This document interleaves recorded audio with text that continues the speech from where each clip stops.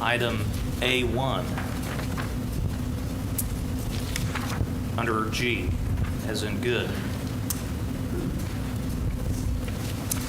Do I have a motion to approve our agenda Mr. as President. amended? Oh, pardon me. Yes, Dr. I'm not on the Langford. board, so I don't want to, No, sir. where did you move that to? Above item 1, I called it A1.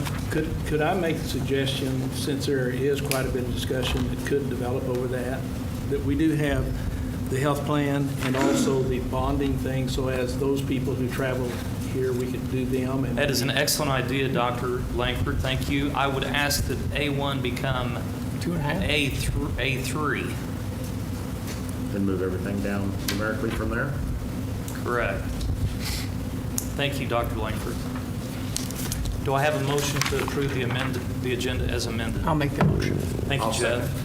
Thank you, Derek. It's been moved and seconded that we approve our agenda as amended. Please vote. Yes. Yes. Yes. Yes. Yes. And yes, that brings us to our celebrations.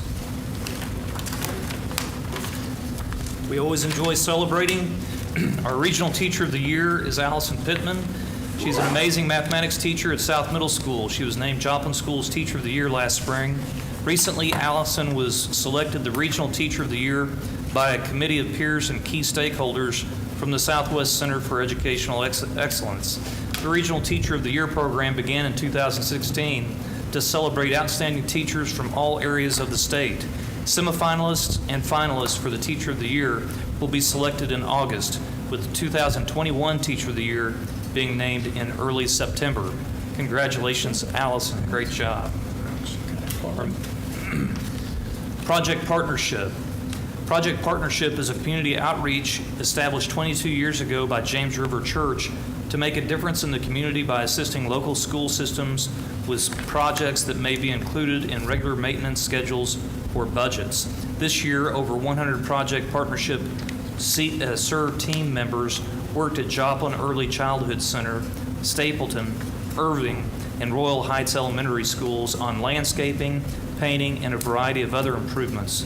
James River Church views Project Partnership as an opportunity to give back to those who generously give their time, talent, and energy to the education and betterment of the greater Springfield and Joplin areas. I can tell you that I witnessed their great works last year. I was invited this year and had a conflict, but I hope that they realize how much all of us appreciate the work that they do in our district.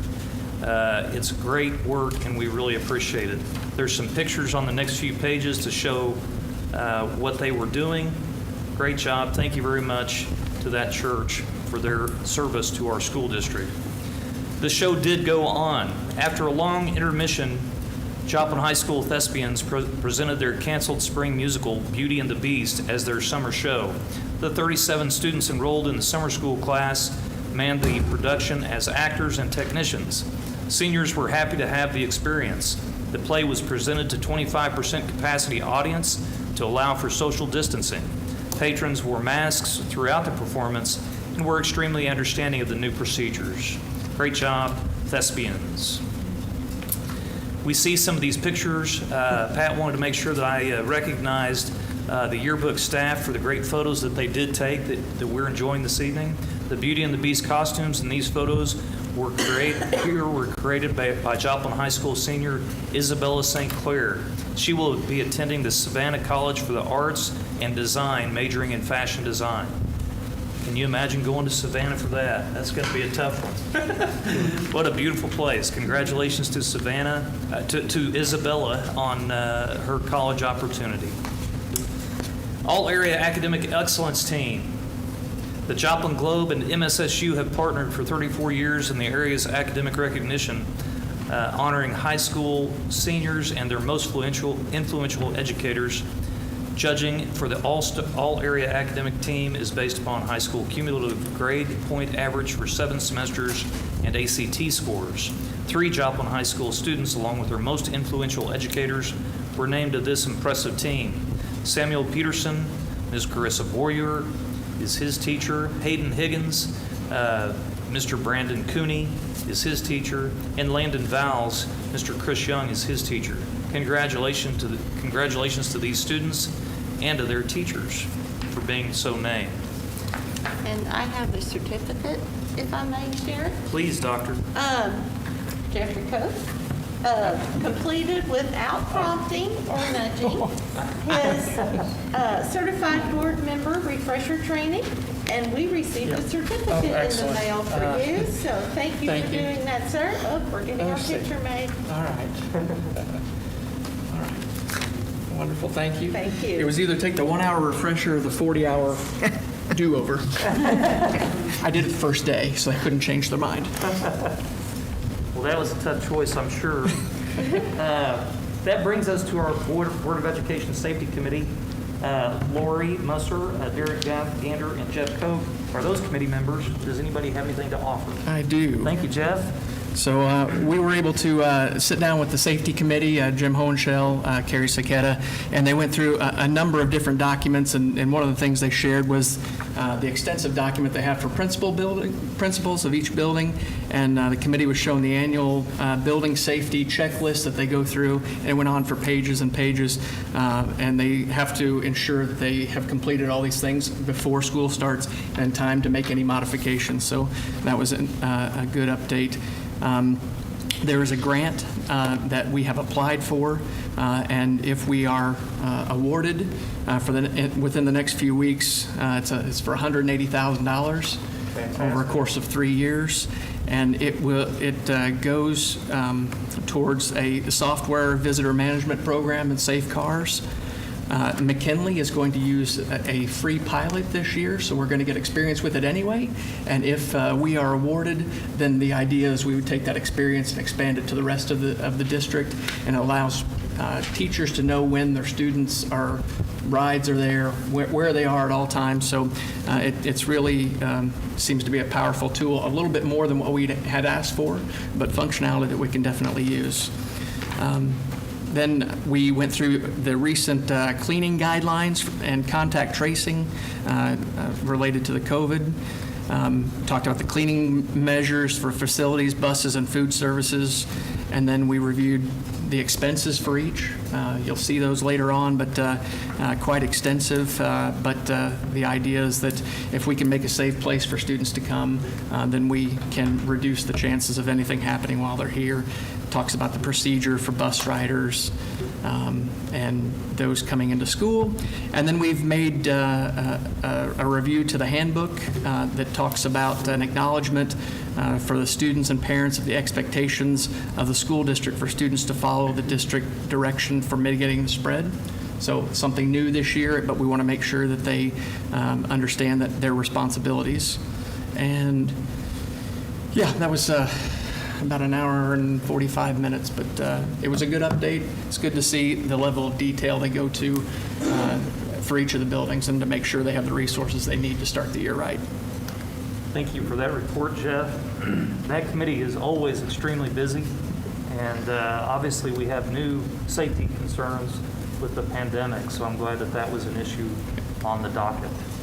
Does anybody have any questions of Jeff, Derek, or Lori concerning the safety committee? That'll move us to our superintendent's data report.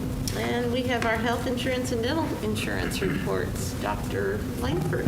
And Shelley's going to come up and speak with you about the health and dental plan as we conclude the fiscal year June 30th. Okay, we ended our fiscal year 20 with a balance of $6,189,608.06 in the fund. If you kind of look at the next few pages, let's see, if you go on down to the monthly activity summary, you'll see that we ended a balance in our health fund was an increase of $31,421.31, and then the decrease in our dental fund was $36,148.27. So we had a net decrease of $4,726. I can't imagine that we could get a whole lot closer than that. It's impressive. In the dental fund, but and we knew that the idea of the dental fund was to continue to decline, so that was an expected decline. I'm glad to answer any questions. When we made the change on the dental fund 2 years ago, we then guesstimated we would have 7 years to spend down, and then we'd have to make some adjustments. Right now, it looks like it may drag out a little bit more than 7 years because we've had favorable premium rates, so. And then the next item is our financial statements. Financial statement as of June 30th. We end the fiscal year, and again, Eric, if you would go, if you can, to the page I like to look at, which is the summary page, the one page, which is a cumulative report for everything that we've done to this year. And in my Thursday reports, I've indicated that the district, we're very fortunate to have ended this year on a very positive note financially. And you could look in the receipts at the top, if you look at the on the left-hand side for fiscal year 20, our receipts were actually almost 1 point better than what we had estimated. Now, some of that had to do that we got some CARES money in, but we also lost state funding too, so it's kind of, but the bottom line is we got a little more than we had budgeted. But the good news is our total expenditures were less than what we had budgeted. So as a result, when we get our audit, you will see that our fund balances for the district significantly will improve for this year. And there couldn't be a better time to have positioned ourselves. And I use the analogy, it's sort of when healthy people have an injury, they heal more quickly than folks that are kind of weak. And so financially, this is a very positive thing for the school district. Now, I would like to point out, when we look at this same report next month, we're going to go, oh, well, the state withheld about 4% of the appropriations amount, $123 million, from school funding. Always before, that money was held out incrementally, proportionally over months. So if our part was $1 million, we would have counted on losing about $85,000, $86,000 a month for 12 months. There was a notice that was dated June the 17th. Our payment comes on June the 20th. But without any forewarning, the Department of Elementary and Secondary Education had been directed by the Office of Administration to do that entire withhold on the front. It's never been done that way before. And I'm not critical, but I think to handle the cash flow for the state. So as a result, when you look at state funding, we're going to be quite a bit behind where we were a year ago because we started out with a big hole. That if we can hold it to only a $123 million cut, that by the time we get to June 30th next year, we will be made whole again. So that will be something that will skew this report in the months going forward, unless there would be some action taken at the state to try to restore that. But I do not believe at this point, personally, that they will feel comfortable as long as, until there's greater certainty about state revenues. So that is something that we'll be talking about through the next year. If anyone has questions, we'd be glad to, Shelley and I, try to answer them. Thank you, Dr. Langford. Does anybody have any questions for Dr. Langford? It's a good report. That brings us to public comments. That's my understanding we have none. I did not receive any early today, but I did not have my clipboard out this evening, so I wasn't sure if anyone in the audience had come to speak on an action item. Did anybody come this evening to speak on an action item? Find the form. Seeing nobody brave enough to get up and say something, we're going to keep on moving along, folks. Thank you very much. That takes us to our consent agenda. I would accept a motion on our consent agenda. Please remember that item 15 has been removed. Whenever I say 15, I mean exactly 15 paper products. Motion to approve. Thank you, Doctor. Second. Thank you, Derek. It's been moved and seconded that we approve our consent agenda. Please vote. Yes. Yes. Yes. Yes. Yes. Yes. That brings us to our regular agenda and our health plan reinsurance renewal. Justin? Yeah, and I would ask Jamie Rummett of Barker, Phillips, and Jackson to come forward, and she'll present some information for the board. I am allowed to take this off. Right? Yes. You've seen every, Dr. Langford did it, so that must mean I'm allowed to. All right, I'm Jamie Rummett. Met most of you before. I'm from Barker, Phillips, Jackson. I come in and work with the district to assist you with all of your employee benefits.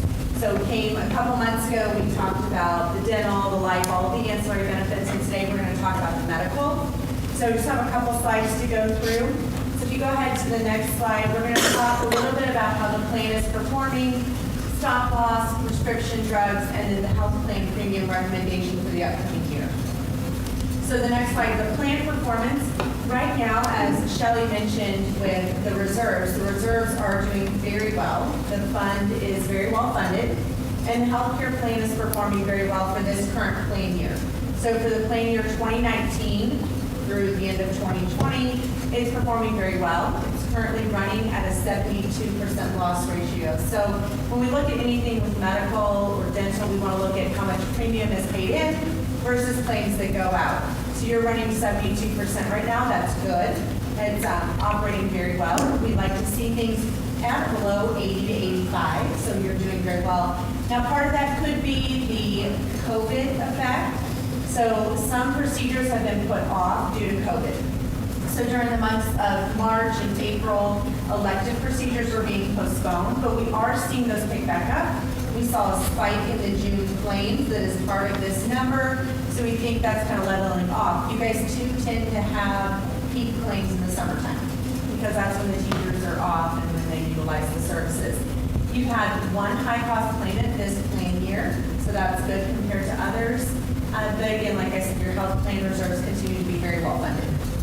So we'll go to the next slide. So stop loss, just for anybody new on the board who doesn't know, we have reinsurance. So we purchase stop loss coverage that protects the district for claims over a certain threshold. And so that is one of the fixed costs that we have to evaluate each year, in addition to the funding of the plan. So in 2018, Tokyo Marine HCC, which is the reinsurance carrier, had a major loss with Joplin School District. There was one member with claims over $800,000. So there was a loss of over 220% with Tokyo Marine. This year they're sitting at a 19.6 loss ratio, so doing much better. So combined over the last 2 years is 126%. So there is going to be an increase for the upcoming year. Again, part of that is just factoring in what's going to come up, what was delayed, what was put off. Could we have the possibility of COVID in this area? We have seen a spike recently. So the stop loss premium is increasing by $122,723. That's annual premium for the full year. And when you look at total plan expenditures are around 6 to 7 million on claims, that's a very small number for the overall dollars in the plan. And we want to talk a little about the prescription drugs. So as I get together with Human Resources and the committee and Dr. Moss, Dr. Langford, and we'll talk about how the plan is performing, there is one area that is very concerning currently with your plan, and that's your prescription drug. Your prescription drug utilization right now, your claims are 39% of the overall healthcare plan cost. That's significant. We really want to see that closer to 20%. Now, some of it is chemotherapy drugs that are relatively new on the market taking place of chemotherapy claims, but there's other really high utilization medications. It's up 15% from last year. So there's been a big uptick. So I went out and did a market analysis to look for other pharmacy benefit managers. What can we do to get our hands around this spend? So we're recommending a move to Optum RX. That's through UMR, so UMR is who does your medical claims. And what this does is for your members, now it's going to be one sign-in. You're going to have the UMR site's going to have their medical, their prescription, everything's going to be fully integrated. We're projecting additional rebates of around $60,000, so that's money that comes back to the district, manufacturer drug rebates that come back to the district. And then additional savings because Optum has some unique programs that they put in place to try to control that drug spend. Ways that they have specialty pharmacy filled, quantity limits, step therapy, different things that they do to try to encourage more cost savings on those medications. Okay. So our recommendation as far as we want you guys to go ahead and look at moving to Optum RX, but since the plan continues to perform well, and actually when we look at our overall claims for the year, you're projected to increase next year by about 6%. Medical trend is 10 to 12%. So Joplin Schools is performing very well. And with that and the healthy reserves, we do recommend that for 2020, we hold the rates for both the district and for the employees. So no premium increases to the district or to the employees. This will be the third year in a row. So since we lowered premiums drastically in 2018, this will be the third year of keeping those at a flat level for both the district and the employees. Are there any questions about any of that? Any information presented? Thank you for that report.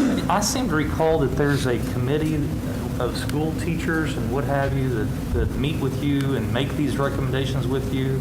Yes. Were those folks involved again on this recommendation? Yes, and there's a group that we talked to.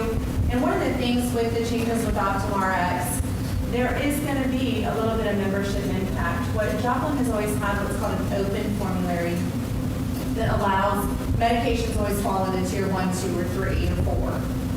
With OptumRx, some medications are excluded.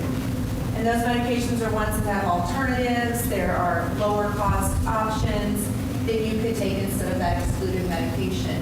And that's where we're going to hopefully see some savings coming in. So there is going to be some disruption. It's small, but there is some disruption. And so we did discuss that. And we actually, one of the committee members, a middle school teacher, said, I think that's great. If we can, he said, him personally, just think about it, we can keep everybody's premiums the same.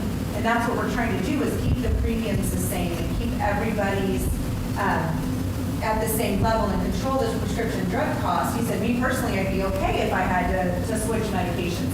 There's going to be a big communication push.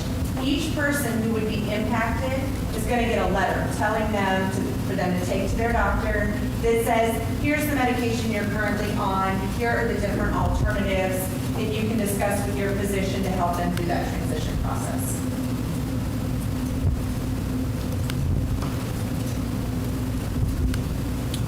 Any other questions? Yeah. Does anybody have any questions? I would certainly entertain a motion. So moved. Thank you, Derek. Is there a- Second. Thank you, Dr. Joseph. It's been moved and seconded that we approve maintaining the current plan and contribution strategy with no increase in premiums to members or district. The administration also is moving that, we are moving, changing the pharmacy benefit manager to OptumRx with UMR as recommended by and documented in the attached report that we just heard. Is there any further discussion on this motion? Please vote. Yes. Yes. Yes. Yes. Yes. Yes. Thank you so much for being here. Thank you. Appreciate it. Thank you, Very Jamie. good report. Thank you, Jamie. That takes us to our resolution authorizing the issuance of $25 million principal amount of general obligation school building bonds, Missouri Direct Deposit Program, Series 2020 for Joplin schools. Dr. Langford and Joe Kinder. Is it Kinder or Kinder? Joe Kinder. Kinder, I apologize, Joe. So on June the 2nd, there was a vote, and he's going to talk about the result of the vote as far as getting the bond sold. Yeah, thanks, folks. Thanks for having me back. I've got nothing but good news for you today, and we went over the plan pretty in depth last time around, so I'll try to be brief. Before we get the good news started too quickly, I do want to take a minute to really extol the virtues of your entire business office and the staff that you have there and your leadership and the things that you've done. But one of the things that I targeted for, we work with about 180 school districts across the state of Missouri. And in light of the economic conditions that we're in, we wanted to make sure that we're off to a good start when we go out and get these ratings that we talked about with you last time. When we go out and a group of analysts from Standard & Poor's interviewed your financial staff on the financial condition of the district and what's happening at the state, what's happening at the local level from the economy perspective. And I specifically chose Dr. Langford and the rest of the business staff at Joplin so that he could get a good start for all of our clients across the state of Missouri to make sure that Standard & Poor's was feeling good about that, to make sure that we kept our own costs down for all of my clients. And I'll tell you, they did a tremendous job.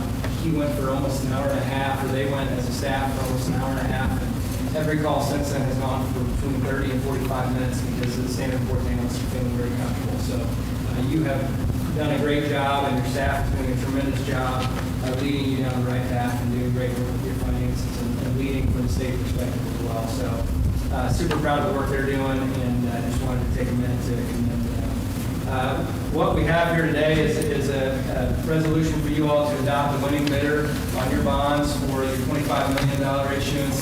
We just hit the market wonderfully. We were able, I'm happy to report, we were able to meet and in fact exceed all your financing goals. We ended up with much lower rates. The market hung on for us. Things went tremendous today. So what you got in front of you, handed out a packet that has an iParity logo up here and some banking.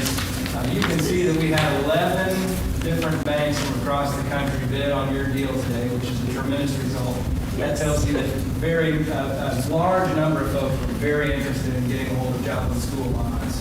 The winner of the bid there was Piper Sandler and Company, and later on in my presentation, so I recommend that you adopt, but you can see that they ended up at a rate of 2.08 under what we call the true interest cost, which is kind of a fancy way of saying the yield of the worst. So in other words, if you never refinance these bonds at any point in the future for savings, you're going to pay no more than 2.08% on the total amount of proceeds that you got there.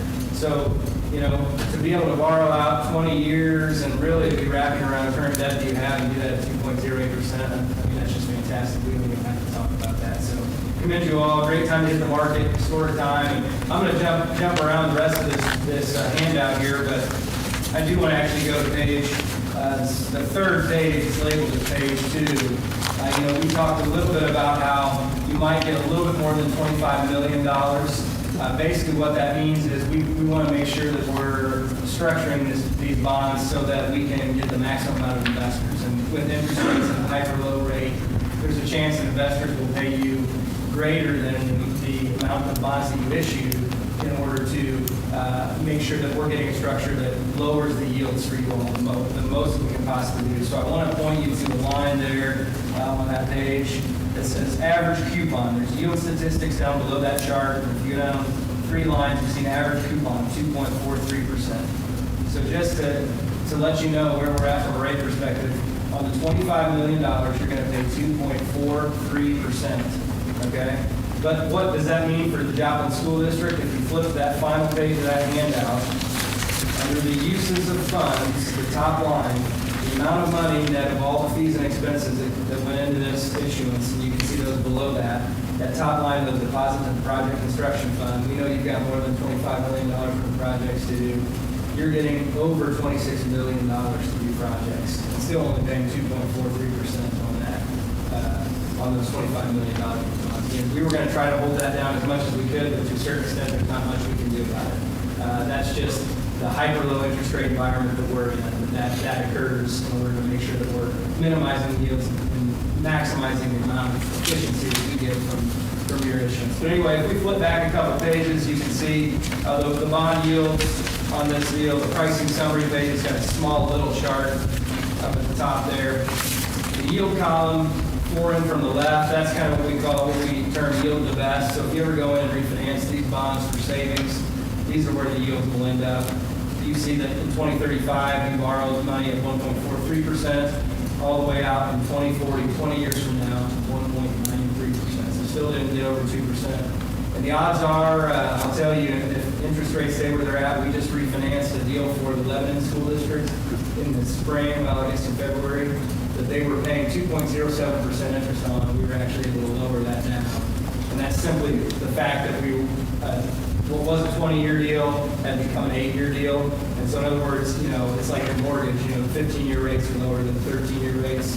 But so there's every chance to expect that you could get what the bond yield is on these bonds. And I'll flip you to the next page again, which details out your annual payments. Again, that's not looking at your entire debt service fund. We want to look at your debt service fund as one common plan of finance. So you've got principal and interest, or principal being paid on other bond issues. But if you go down to the bond yield for arbitrage purposes, which is way down at the bottom, 4 or 5 lines up from the top, 1.82%. So there's no reason to think that you won't end up borrowing money at 1.82% for this deal if you're able to go in and lower those interest costs down again even further in the future. So I can't say enough about what a fantastic deal that is. The only other thing that I want to make sure that you all see is our fee, which is on that last page.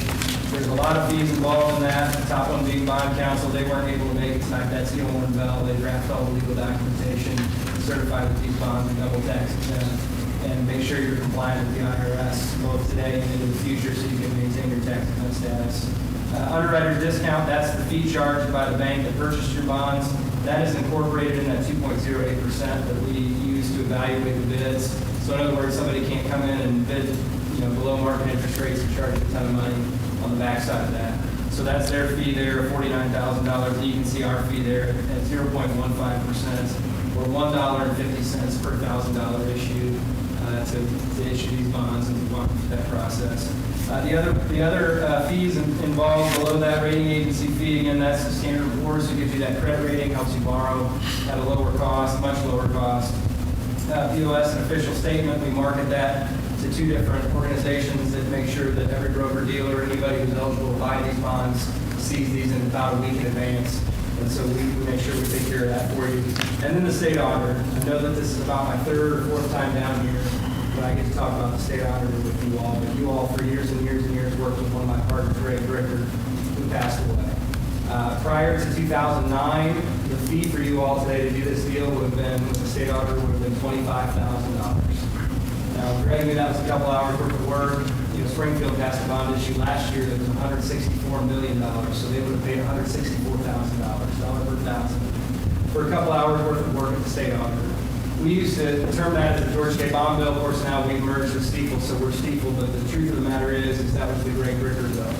He's the one that worked with some legislators here in Missouri to get that bill changed in 2009 and get an emergency clause placed on that bill. So we are now here in the 12th year of that fee being capped at $1,000, having put millions of dollars back into capital project funds for improvements in school buildings across the state, not just for clients of Greg's, but clients of ours, and then millions of dollars when you do refundings back into your bank to help your taxpayers keep those tax rates as low as we possibly can. So that's part of Greg's legacy. He did that. It's something that he cared about and was passionate about schools and wanted to make sure he was doing the right thing for kids. And as long as you'll give me the pleasure and the privilege to come down and speak to you about your bond issues and work with you, I'm going to tell you that story to keep that legacy alive. So that's capped, saved you $24,000. So whatever additional work you're able to do with that $24,000, I hope you think of Greg. CUSIP fee and paying agent fee, those are just kind of administrative costs that we have to do to issue out into the public market. Again, your debt was broken down into $5,000 increments, and those banks would have sold those off to the people willing to pay the highest price, which for you all means the lowest yield from investors, from people like you and me, all the way to the biggest money funds in the country. So just a tremendous result. And again, our recommendation is that you adopt Piper Sandler and Company as the winning bidder, having the lowest interest cost for the district. And that would be the only recommendation we have for you tonight. Otherwise, to pass the resolution and authorize the issuance of bonds. Thanks, folks.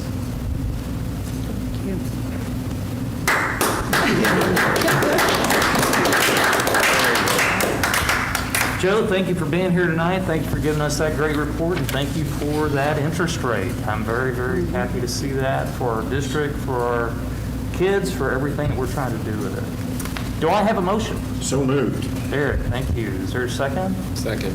Thank you, Mike. It's been moved and seconded that we approve this bond issuance from Piper Sandler and Company. I'm not sure I said that correctly, but I think we all know what that vote is for.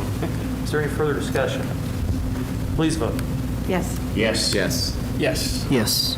Yes. Thank you for being here tonight, Joe. Appreciate it very much. Shared, I've heard from Debbie. She was Thank you. section profound. I just watched her online. Did Facebook. Ah, great. That brings us to... Now, reentry, I believe. That is correct. That brings us back to our district reentry, and I will give that to Ms. Wongi and Dr. Moss. Thank you, and I will have Dr. Gilbreth come up here and join me as well. On the screen, Eric has our reentry plan, so what we're going to do is I'm going to kind of go through that, hit some highlights. Dr. Gilbreth will be able to focus specifically at the end on Joplin High School when we get to grade level schedules. And then from there, we'll entertain your feedback and your questions and clarification based on what we present to you this evening. So to just kick us off, I will say that many of us know this is a very fluid situation, and the When we entered spring, we entered into crisis response. Our teachers did a phenomenal job putting together best case plans that we can as we went completely remote for our wellness break.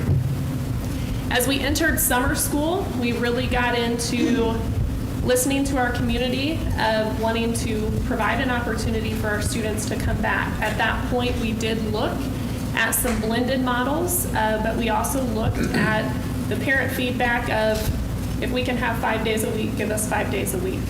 So when we entered summer school, we put together several protocols, several procedures, a lot of disinfecting, a lot of frequent hand washing when we entered our summer school plan.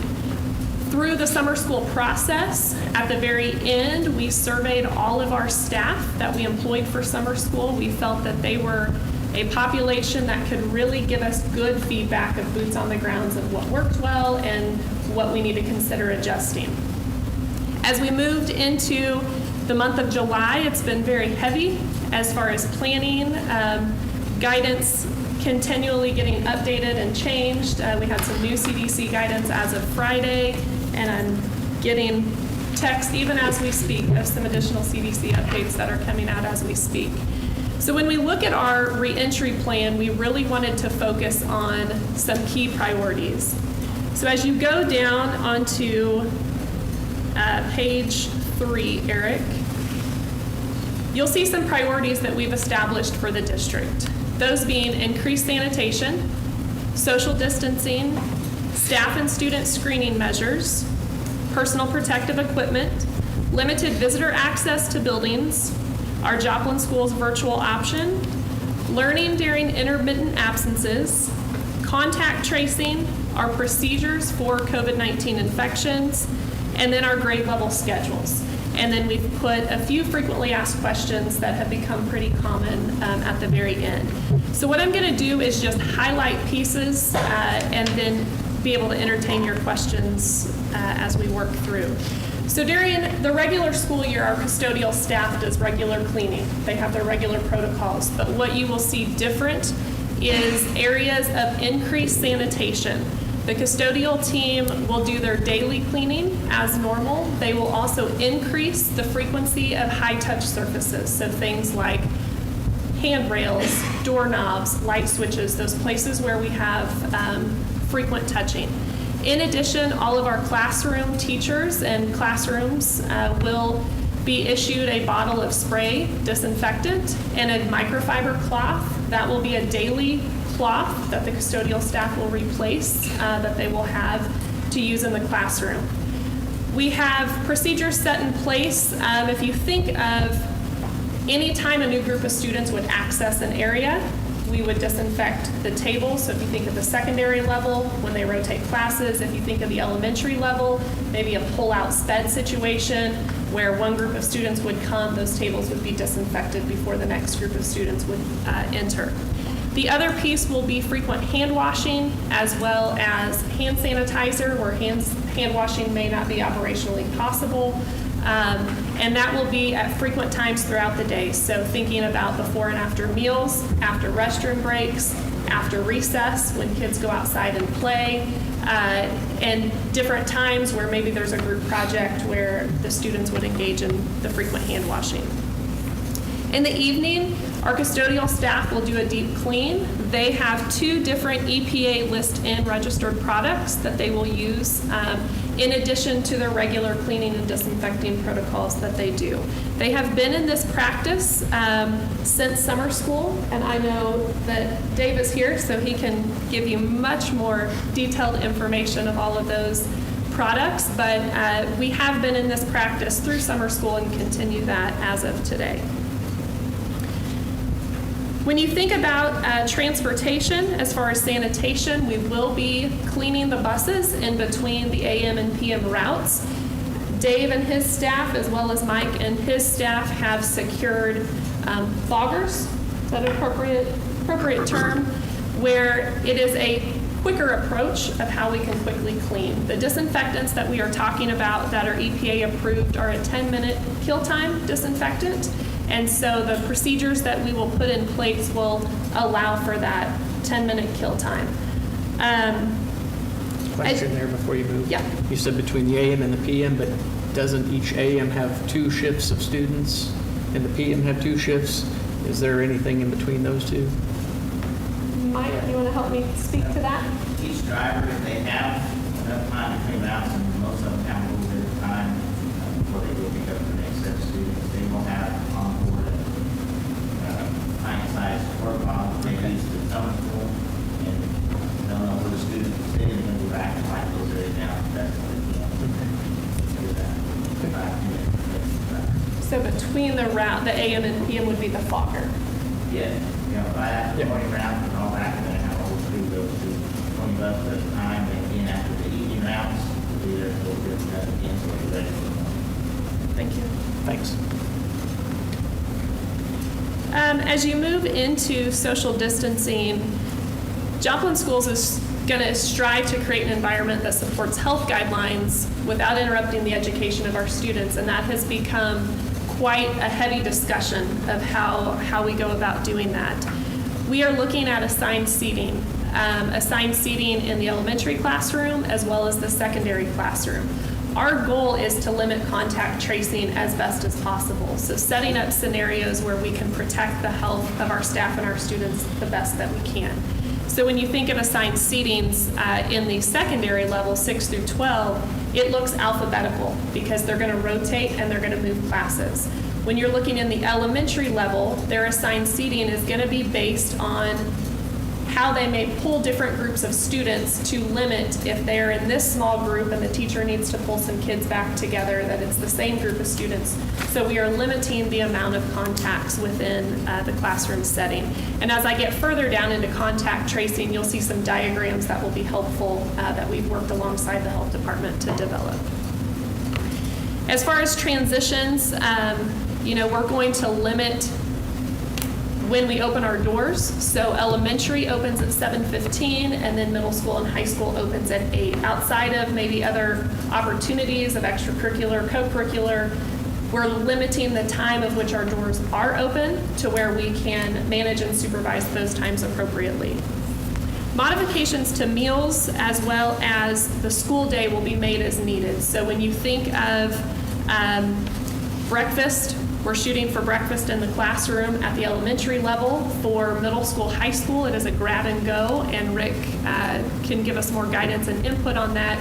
But when you get into lunchtime, we're juggling a variety of situations based on cafeteria space, based on personnel in the building, as well as the manpower, if you will, to cover lunches. It's common in a lunch setting for multiple classes to be in the cafeteria with support staff helping monitor those situations.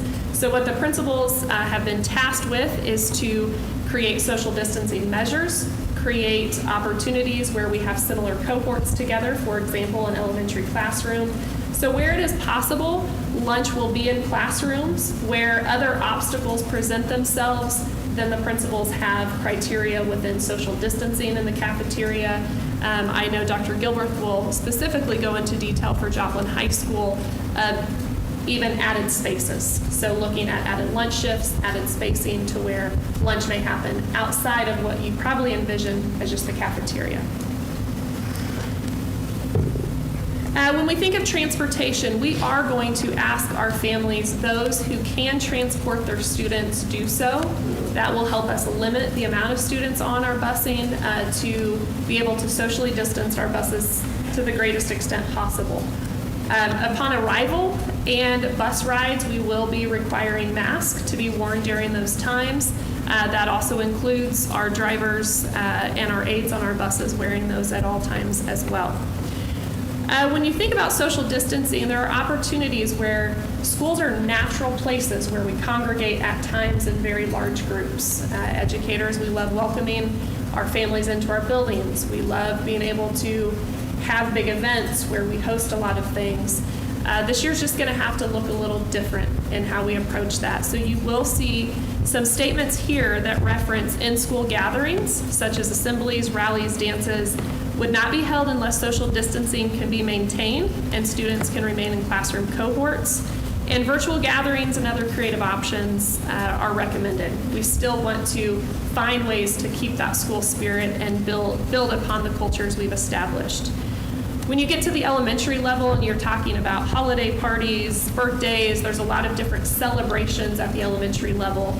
We felt it was important to say that we're still going to find opportunities to do these things, but limiting how we do those and how we go about those. So not having parents all coming in to attend where we're creating large groups of people, rather having the classroom teacher and the students engaging in those together. When we get into screenings, so that's the next section, staff and student screenings. Our intent, obviously perfect attendance is not going to be incentivized this year. We want our families and our students to stay home if they are sick. We do not want them feeling pressured that if they have symptoms to come to school. So perfect attendance incentives will be removed for this year. When we have situations of, if I just kind of go back to a day in the life of the Eagle, students enter into our buildings, we are asking that they have their mask on, whether they come before they're dismissed to the class or when they are dismissed to the class, they would keep their mask on until they got to their first class period. Once they get to their first class period, the teachers would take their temperatures with an infrared thermometer. Those temperatures would be screened in that measure. In a normal school day, a teacher may do this. You feel hot, go see the nurse. In this situation, they're going to have a tool, and if a student would have a temperature of 100 or higher, then they would send them to the nurse to further assess the student. When we talk about late students who come tardy after the bell rings, essential visitors, we'll get into that. Those will be screened at the front office, so we can do a temperature check on the entry of those individuals as well.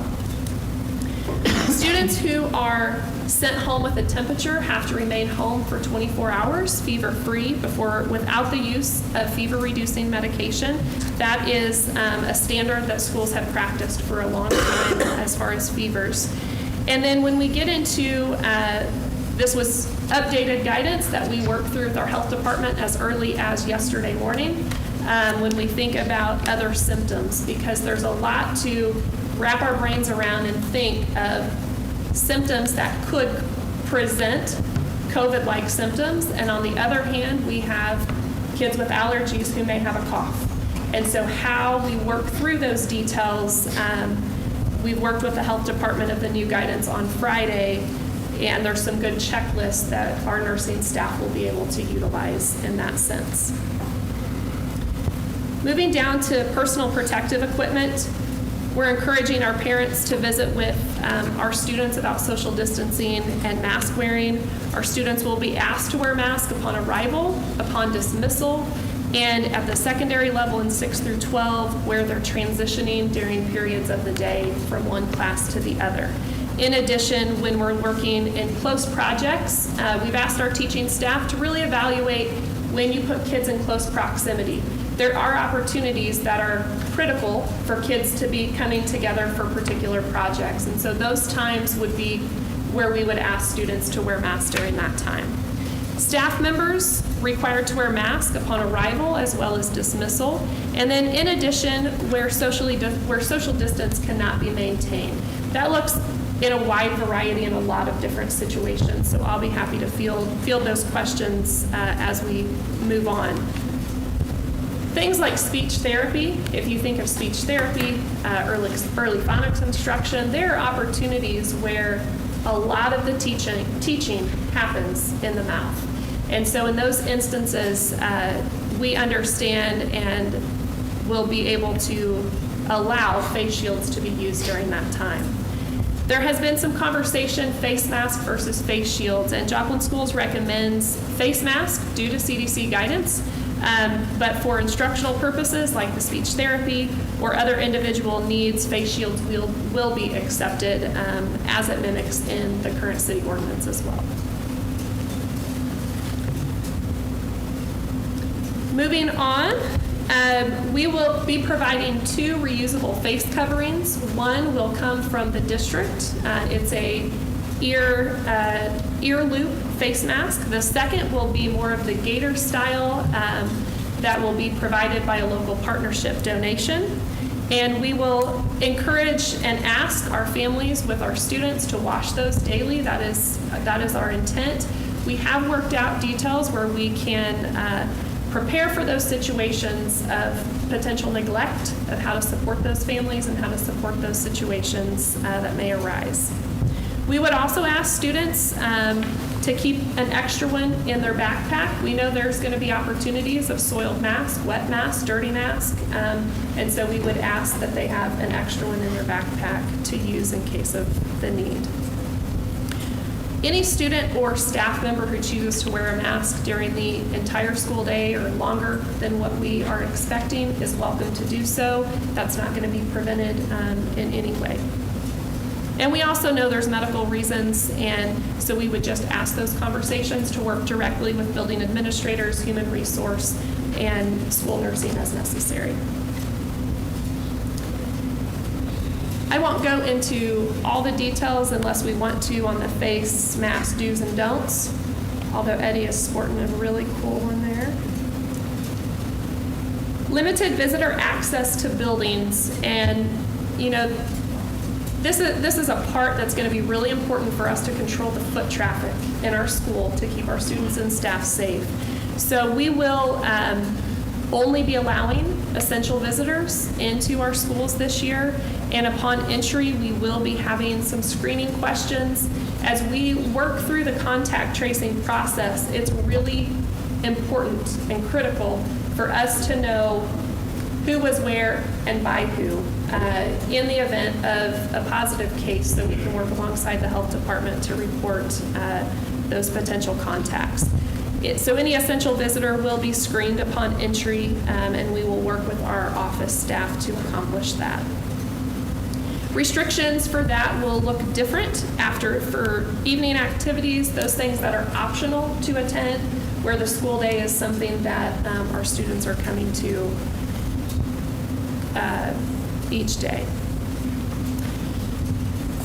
When we talk about options for our families, what we're going to present to you this evening is options for in-person instruction. That's going to look a little bit different for Joplin High School than it does for K-8 of what we are going to recommend to you this evening.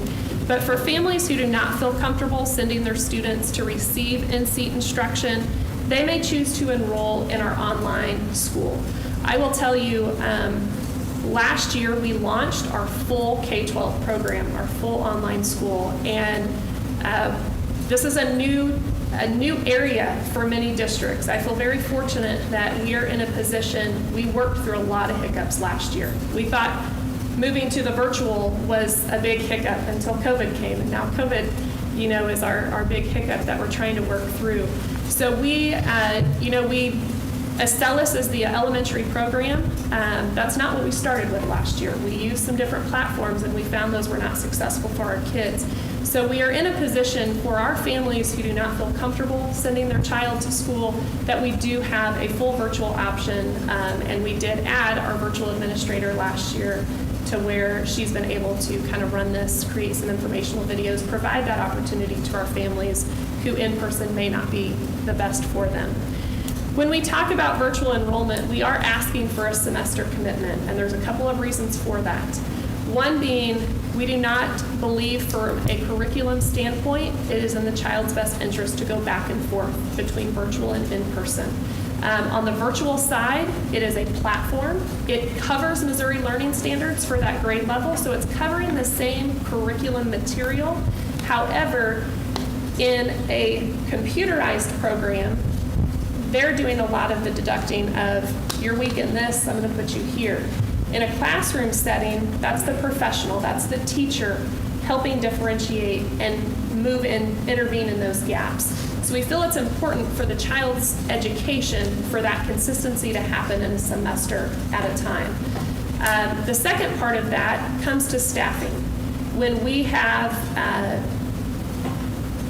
in-class rosters, and as our teachers plan their classrooms and they plan their seating arrangements and their structures, it's important for them to be able to kind of know what they're working within versus kids coming back and forth frequently could create some disruption as far as how we are trying to mitigate the risk of COVID-19 as far as social distancing and classroom arrangements.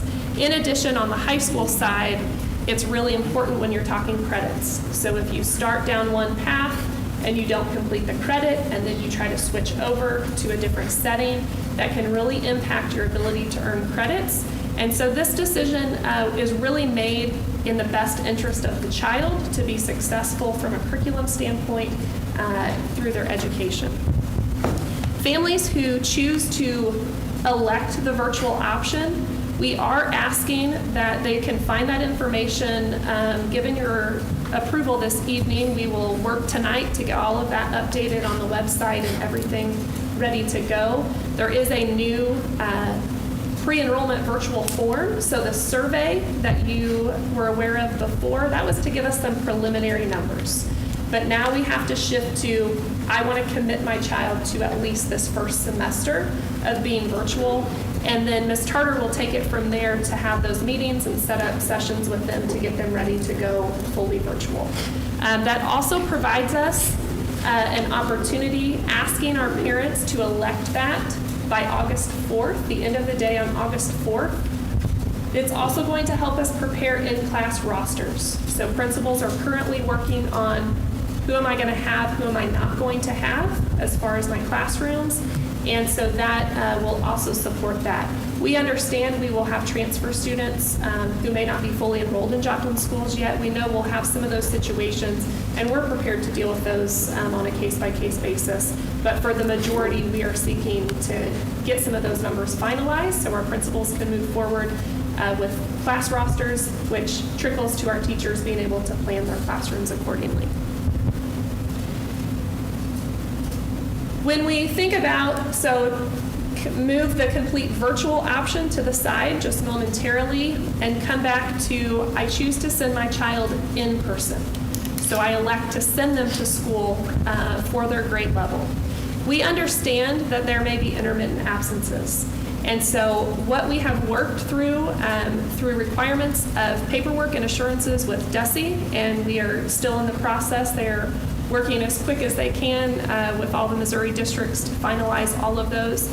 But we have to assure that we are providing equitable instruction to our students if they're not with us, whether that be an intermittent absence, whether that be the virtual setting, whether that be some sort of fixed blended schedule of how we meet those needs. So what you will see, and I'm going to jump down, Eric, to the elementary pivoting learning environments. There may be opportunities where a small group of students are not able to be in class. There may be opportunities where larger groups of students may not be able to be in class. At any given time, we are setting ourselves up to pivot in any one direction of a learning environment. When you think about from the learning, the curriculum learning aspect, it's really synchronous or asynchronous in how we get students that information. One being in a live format and the other being in a recorded format. And so what we wanted to do was provide some flexibility to our teachers depending on what's going to work best in their classroom setting. If they have a group of 3 students who are required to be home, for example, for a quarantine period, those students at home would receive the same instruction as the students sitting in their classroom with them. And so the goal of that is to be able to provide equitable instruction to students at home and students in the classroom. However, that teacher is working within their class roster. So that's different from monitoring virtual students. This is my classroom roster. I have 3 kids who may be home for a couple of weeks. They will have the same access to the curriculum as those students sitting in the classroom. We are working through options at the K-1 level with the Seesaw app you may be familiar with. So we'll be working through those details. 2nd through 5th grade with Google Classroom as a broad platform. But Into Reading has a whole digital platform, which is our elementary reading curriculum. Zern links directly to our math, and so that coincides very well with our math instruction from a digital aspect. as well as Mystery Science, which you just approved earlier this year, also as a full digital component. So within our curriculum, we have a lot of digital components that make this palatable for us to be able to shift. We also know when we're talking about elementary students, there's many times where we're calling it they're unplugged, right? They're not on devices, they're on paper pencil, or they're, a kindergartner completing a particular matching page. So in those situations, that will also be something that our teachers have access to. And for example, the Seesaw app has the ability where they can do the paper pencil, or if it's on the phone, they can complete it there and it can be sent to the teacher. So there's some opportunities within the platforms that we are recommending for them to be able to do those things. Do you have any data for the March, April, May that were unplugged versus logged in? Because there are paper packets you can pick up on a weekly basis. Yes, I do have that. I can pull it up for you. Maybe once Steve talks, Sure. I'll pull it up. I've got the spreadsheet for that. The packets started out really heavy, and they started decreasing, as time went on. But I think what's really important for our families to know in this scenario, teachers plan weekly anyway, right? They're planning their lessons. And so as they plan those lessons, if they have a paper copy, that paper copy, if a student is at home, it's us working to get that paper copy to them versus the packets. We kind of put that together for a 6-week, essentially, we put together a 6-week priority of paper packets. But yes, I can pull that up for you here in a moment.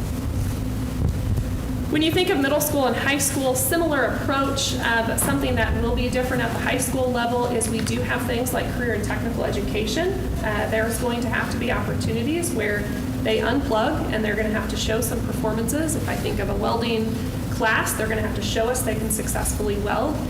So even no matter what direction we have to pivot as we navigate this school year, there may be opportunities to where we have to consider those components when we would be able to.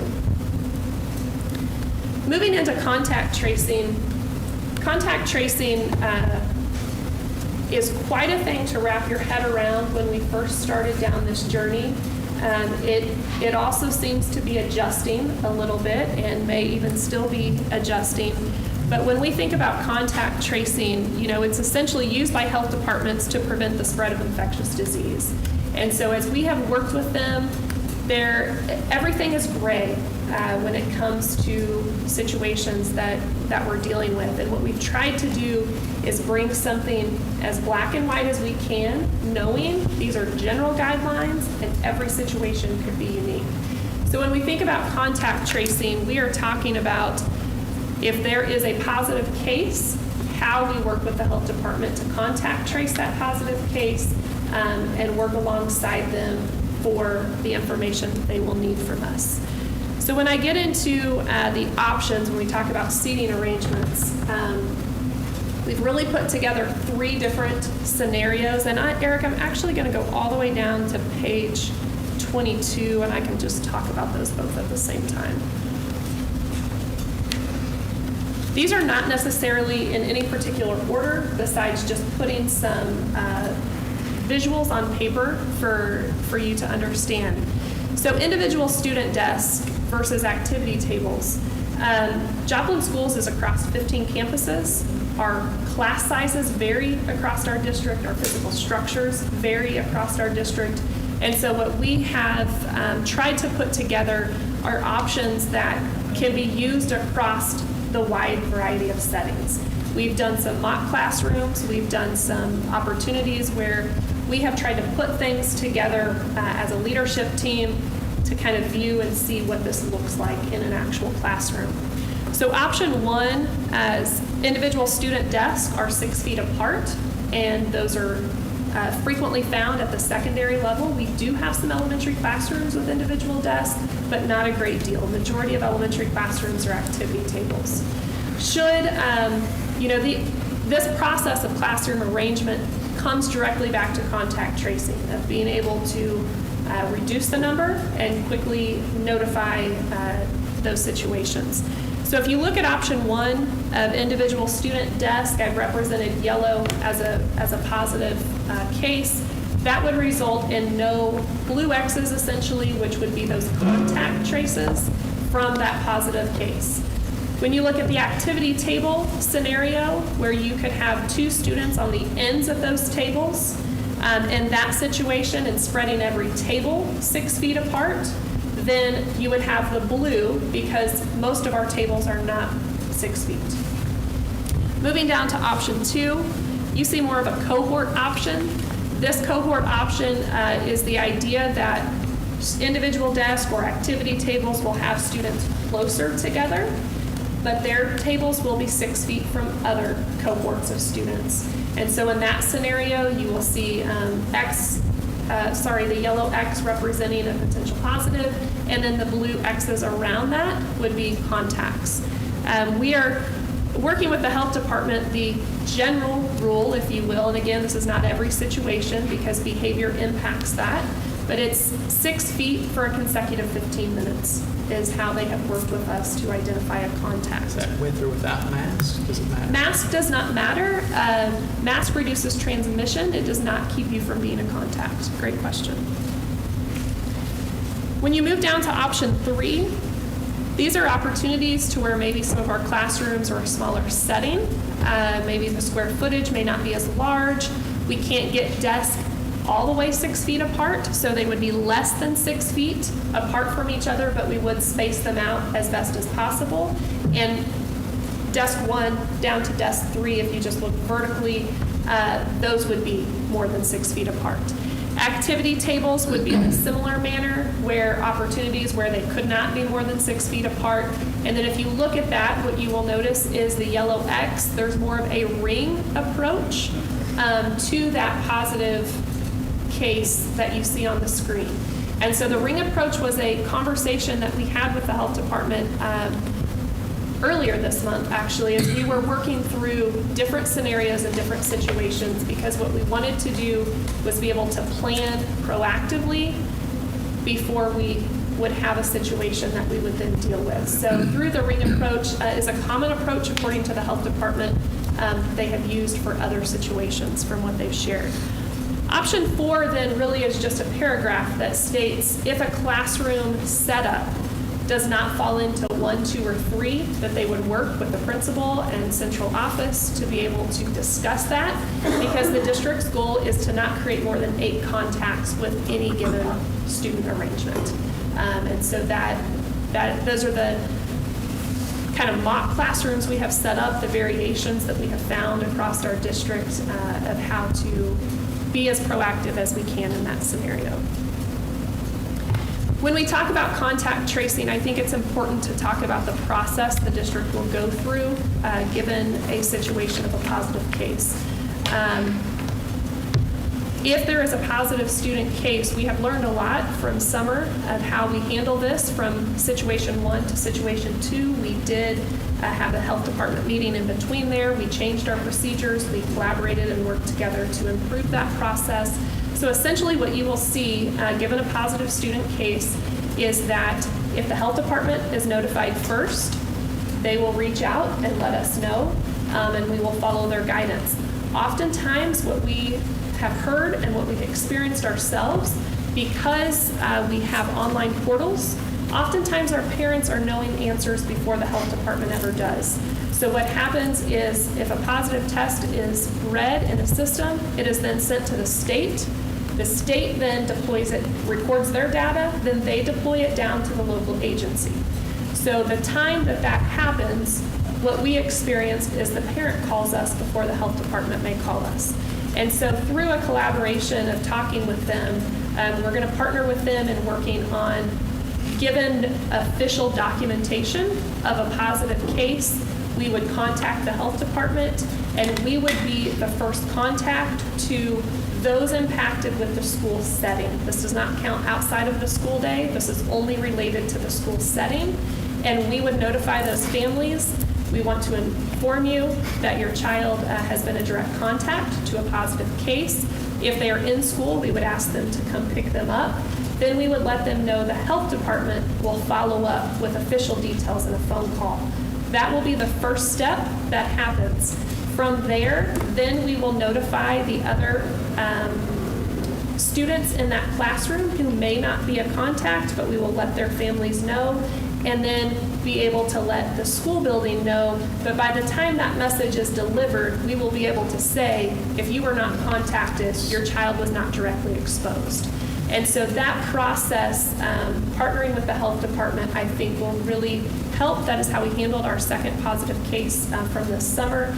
And from the feedback we got, that went really well. That, okay, I know the health department will call me, and then everybody else gets the information, so they're informed, but they know that they're not directly impacted by that situation. The other thing through the communication survey that we have talked about and that we will work on are periodic district updates. And so while we may not, every single time if it's not your child's particular school, but we will give periodic district updates so the community at large will be aware of what we're dealing with. Question for you. Yes. So will you, when you talk to the health department, will you share who those contacts are?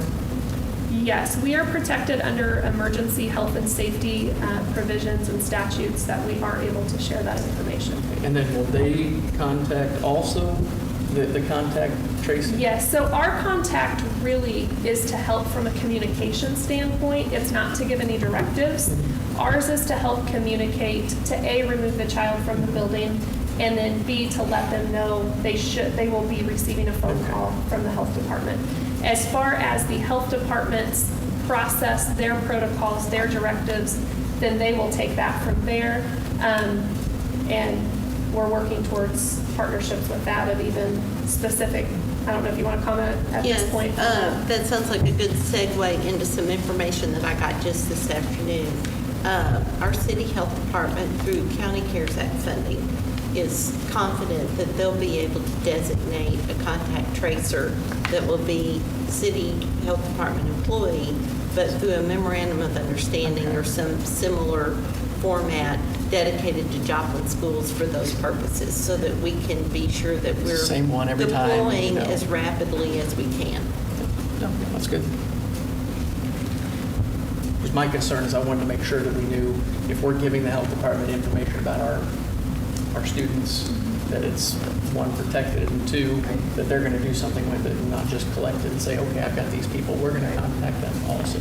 It's also important, I think, for you guys to understand, because we've worked through this summer, from the state level, everything is coming down to a local decision. So that's been the directive given to us in the state of Missouri, that everything is a local decision, and you are to work alongside your local health department.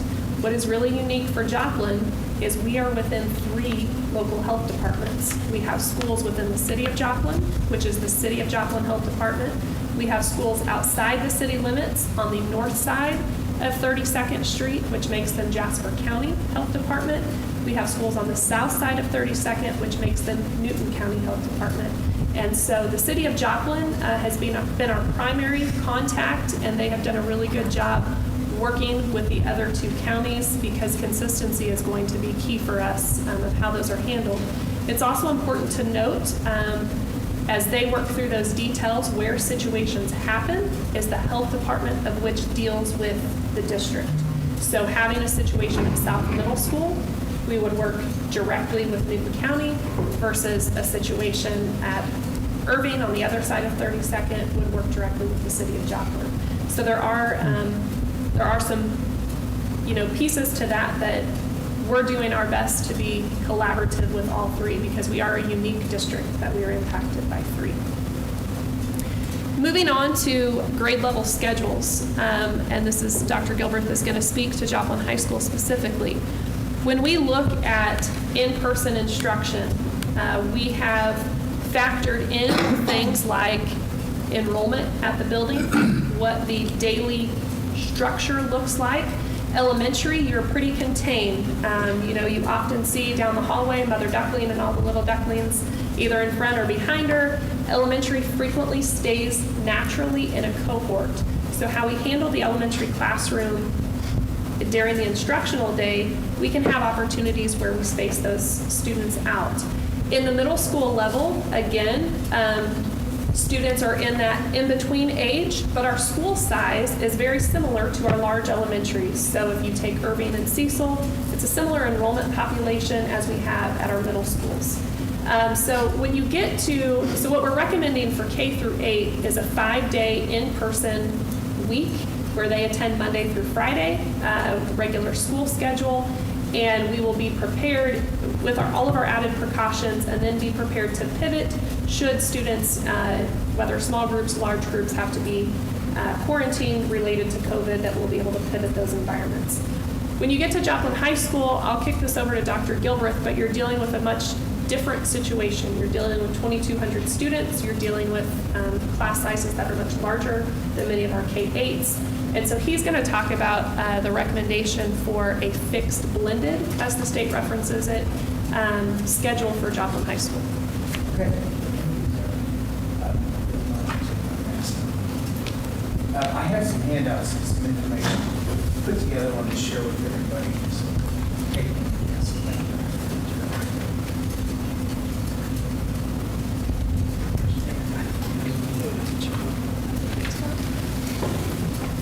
So I know that the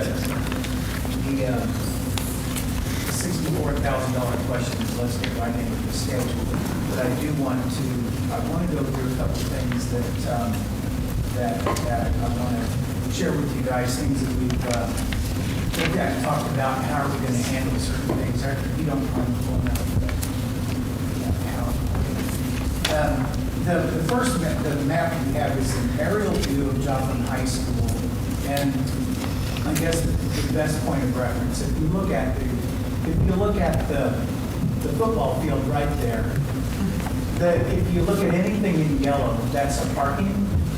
3 main parking lots at Joplin High School. Anything in red would be an entrance, and those will be the entrances that will man and watch very carefully.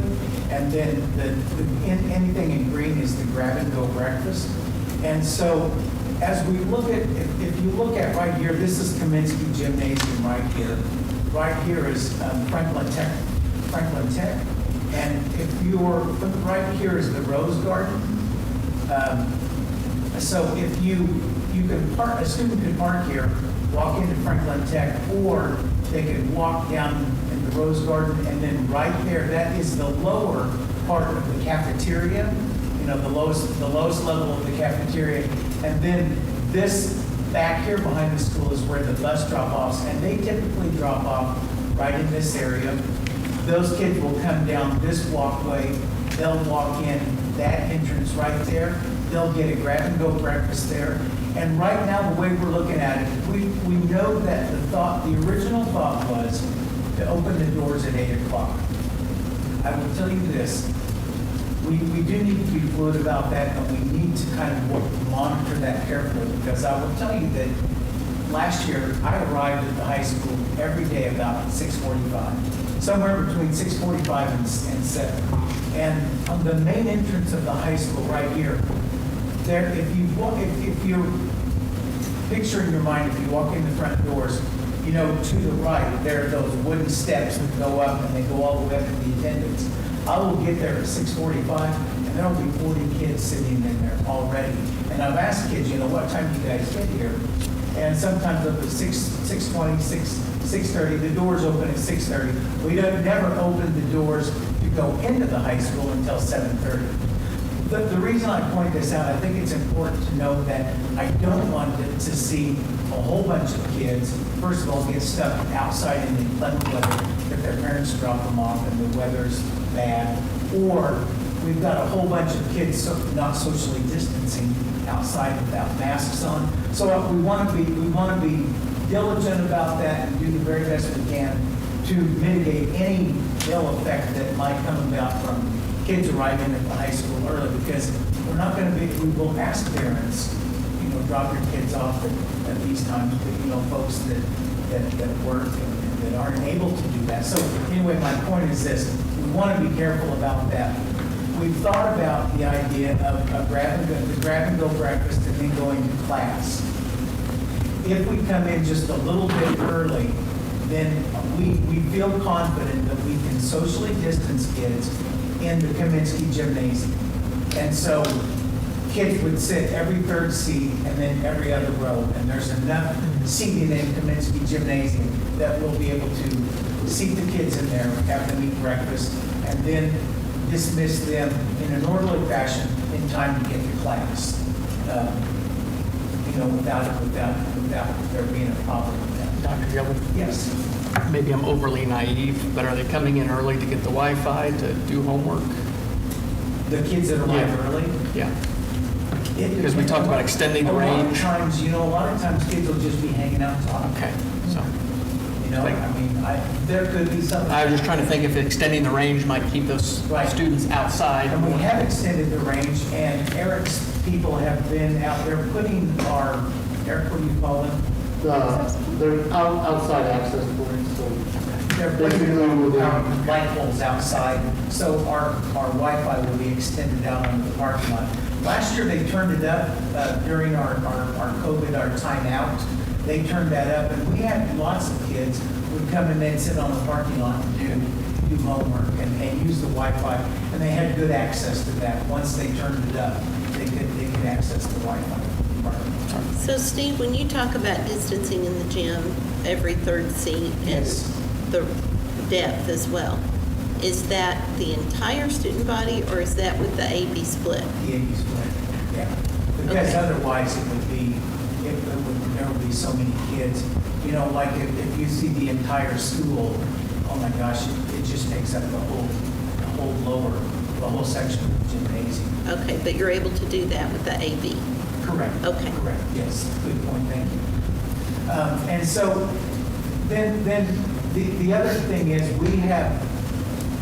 so any questions about that? The grab and go breakfast will have 2 places. And we'll let the kids know, a lot of times we have kids that will park here and they'll go into the performing arts because there are 148 kids in first hour band. There are 75 to 80 kids in one of the show choirs or the show choirs. There are 35 to 40 kids in drama.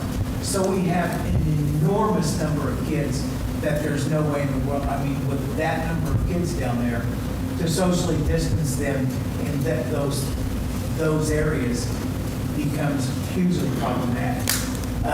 Those kids will know that if they want a breakfast, and breakfast is free, that they'll need to get it at one of these 2 points.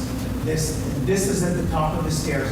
As I said, when kids come into the back of the hall, the top of 2C, hallway C, second floor. And the reason we're doing that there is because that way the ladies will have a quick access back to the cafeteria to replenish their carts. And then on the lower level here, they will have quick access to the freight elevator to go straight up to the cafeteria and then right back down. So when we talk about lunch, today I completely went through and resituated all of the cafeteria tables, all of the high-top tables, all of the high-top tables on the bottom, removed all but 2 seating, 2 at each table, 4 at the round tables in the top, and then the tall tables, we've socially distanced them from what we call, when you first walk into the cafeteria, all the way down to what we call the ping pong hall, was where the kids would play ping pong during lunch periods. So, and that goes all the way to the entrance of the gymnasium, Kaminsky Gym, and if you know, that's the upper walking track where the track is a little soft, that walking area is soft. So we stop there. And then we come all the way back around and down. If you look at the entrance into the cafeteria then, as you're walking down the hall that takes you to the cafeteria, I've lined up tables along the left side of that, leaving open the entire right side of that for kids to, I've ordered the red dots for 6-foot socially distancing kids as they walk into the cafeteria. So the way the cafeteria is going to work, Rick and myself and Brandy have met several times on this, is that when you walk into the cafeteria, we'll have kids line up if they line up on the right side, they'll get a hot meal. And the hot meal is just any variety of what they would serve, a hot entree and then a selection. Then we'll line up kids on the left side of the cafeteria, and they can only get a hamburger and french fries from that line. And so we'll have two lines socially distanced, where before we only had one line, and they made their way around the, if you're familiar with food pickup in the cafeteria at Joplin High School, it's sort of a carousel, and you kind of go where you want and get what you want, and then come out the exits. There are 4 exits to pay and then come out. They're going to set out the drinks that kids get. If kids buy a drink, they're going to set those out where they don't have to touch them. All they do is pick up the drink, get their food, and go out. Then downstairs, there's a concession stand area that Rick's going to use, and he's going to put pizza and salad in that.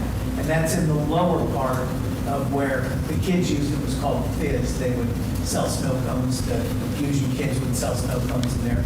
So Rick's going to use that area for pizza and salads. And so then if he needs another area, Franklin Tech has offered the restaurant side of, Franklin Tech has a restaurant that's just outside of their culinary area, and they go back and kids can cook and all of that thing. But there's a restaurant just outside of that with a serving line that if he needs that, he'll use that as well. So that's kind of how lunch works. Now, with that, think about any questions you might have, because what I want to segue into is this notion of our blended, the A-Day, B-Day, and the reason for that. Any questions about the lunch and that kind of thing? Dr. Gilbert, I have a question. So I'm looking at this. Are you advocating that we utilize all 5 entrances in the morning?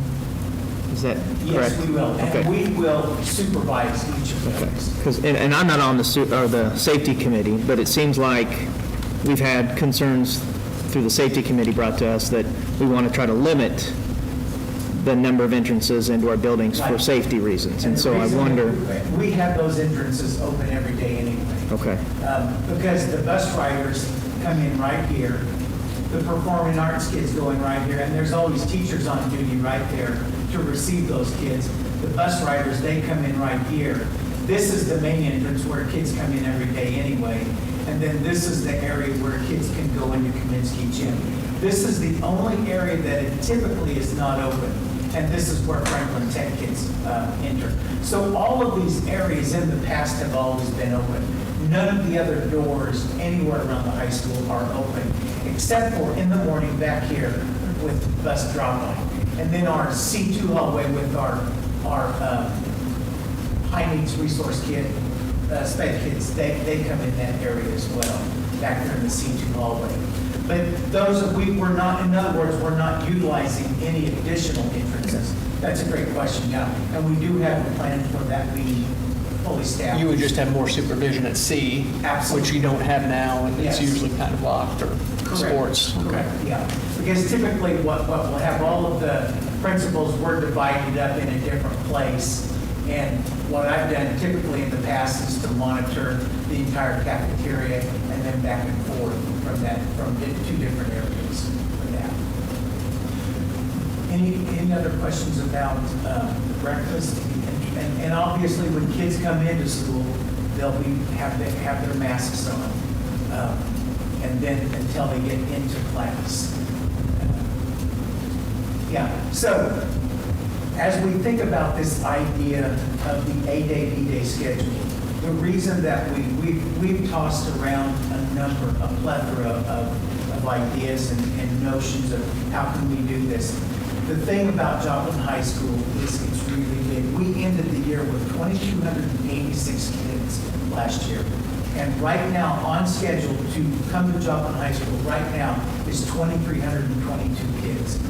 Enrollment starts July 30th. And so typically, with this just being my second year, last year I will tell you, Dr. Langford is kind enough to let us have 2 extra people to help us with enrollment, because we always do get anywhere in the neighborhood of about 175 to 200 new enrollees each year.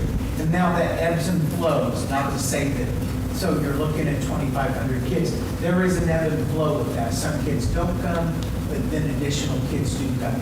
we always hover right around 2,300 kids. Like I said, we ended the year last year with 2,286 kids.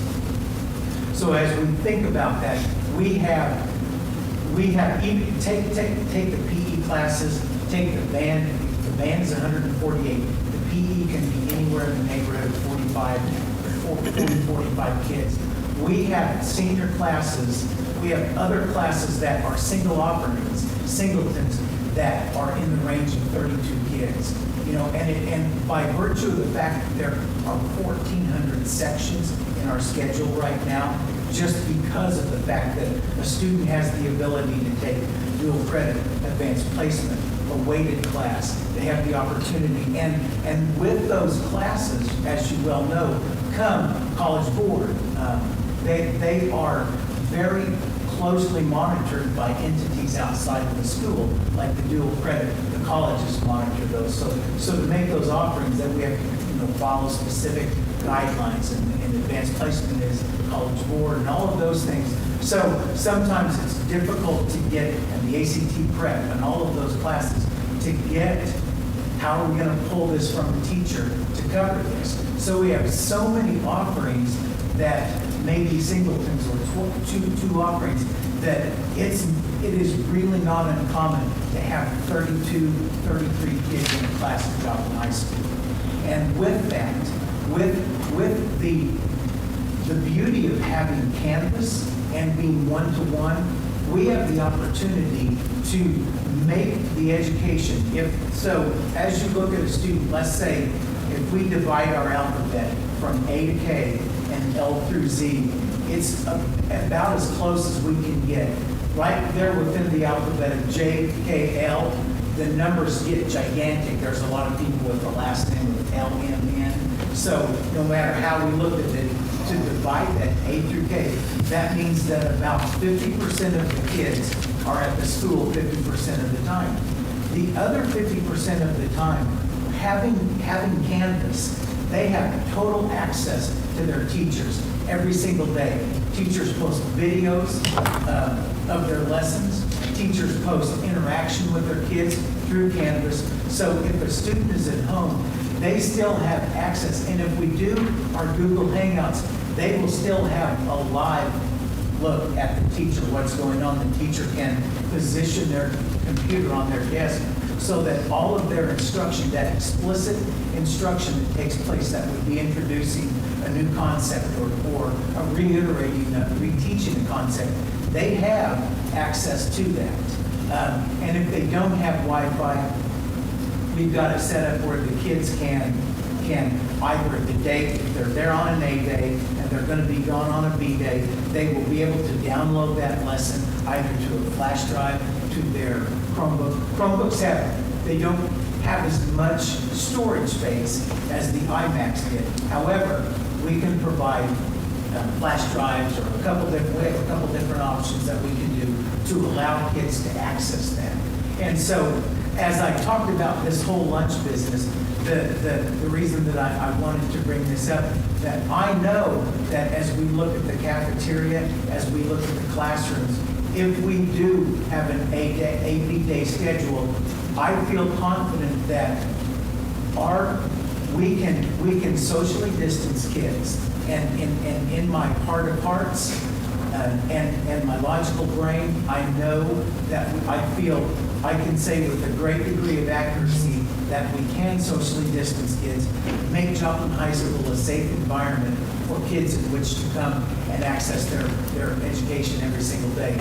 Otherwise, with just a straight bring it, come to school, come on, with the whole idea of we pass every period, there's no way to change our schedule so that it's like, well, have you thought about this? Have you thought about that? I mean, that's like telling the parent, I'm sorry, the way we've changed the schedule, we can't offer dual credit classes now, or we can't offer an advanced placement. We can't, something's got to give.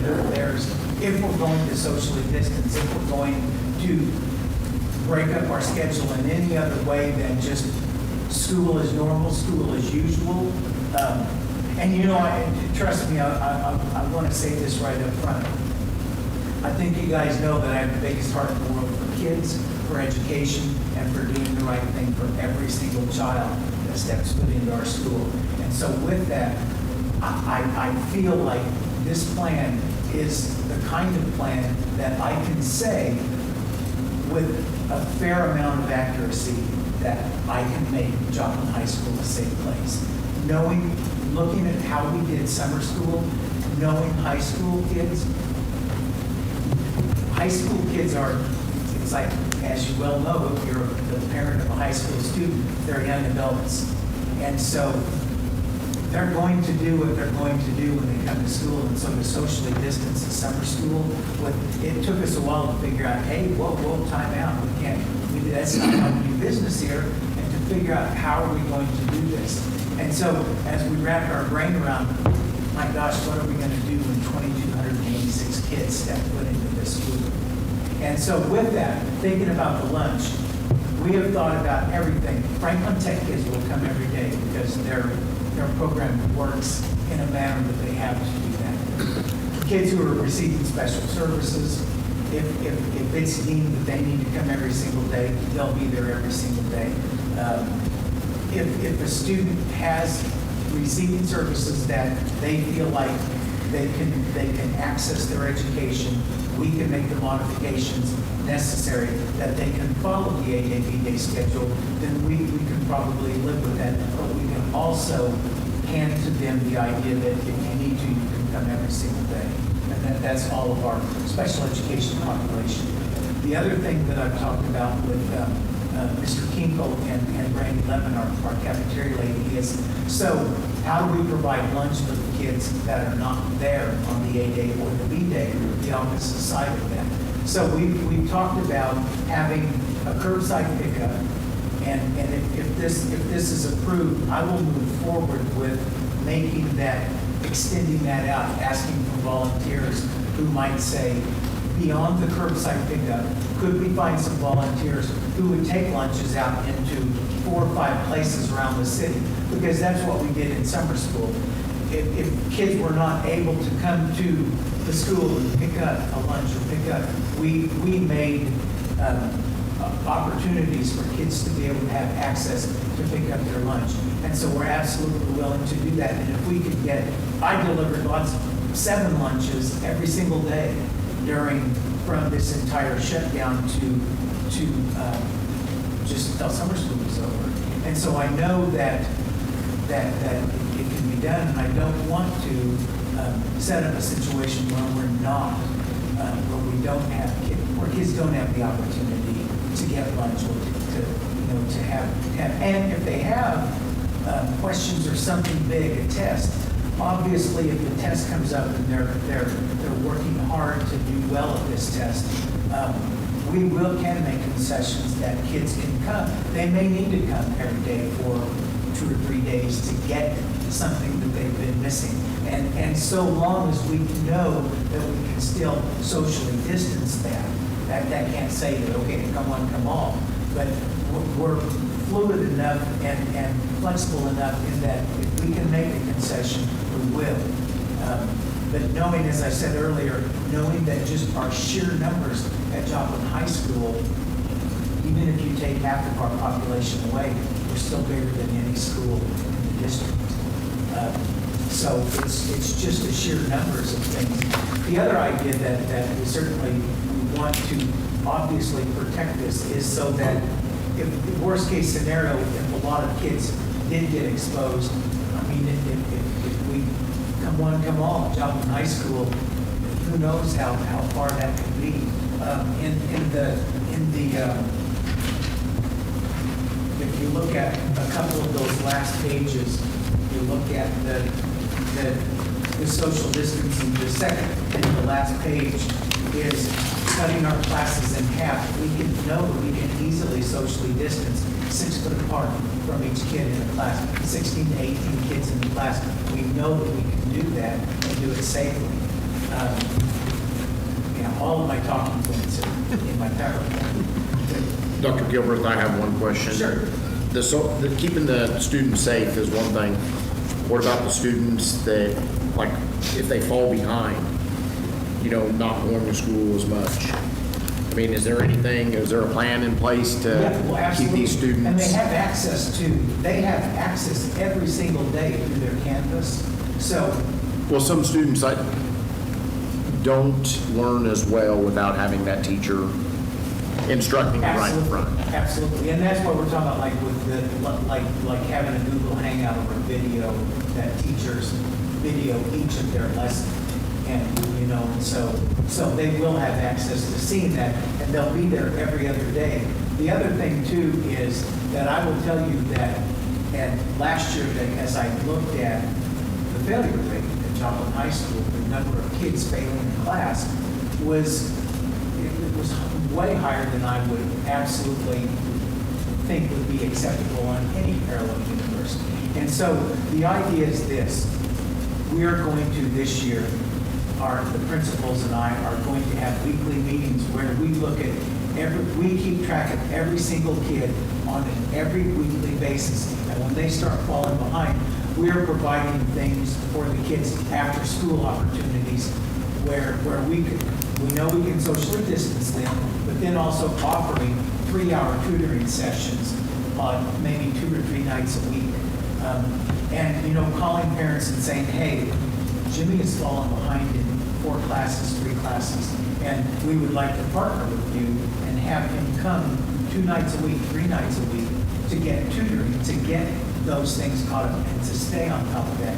Because the truth of the matter is that when kids come to high school, that one of the things that is so difficult for kids to wrap their brain around is as they begin earning credits, if they fail 1 class, it's not social promotion. They have to go back, and at some point they have to pass that class in order to be considered a graduate of Joplin High School. And when they fall further and further behind, then obviously we start looking at alternative things like flex and how can we save these kids? So the one thing that we want to do this year is we were going to do this anyway, was to keep as part of our BSIC plan, is to keep a very diligent look at when kids are successful and when they're not successful. So I hope that answered that. It does. I mean, and being confident of the social distancing, but how confident are we in making sure they're going to get the education that they actually need? I mean, and it's something that everybody's going through, but I just want to make sure, because my thought is, let's go back to school and see what happens, because I don't want any child to fall behind, Right. whether it's kindergarten all the way up through a senior. So. Absolutely. I totally agree. And I take your example here with 25 students, a scenario, somebody becomes positive, there's 8 other students that have to stay home. Is it 2 weeks? Is there 3 weeks? 14 days. 14 They're days. updating that as we speak. Okay. Messages coming. So do we know if it's going up or down? Yeah. Down. If it's going down to a smaller number, and so if it goes down to 10, 10 days. then you've got 9 students, 8 students plus the 1 positive that are guaranteed to be home for 10 days and do remote learning. Right. Right now, you've got half of our students guaranteed for 40 weeks to be home half the time.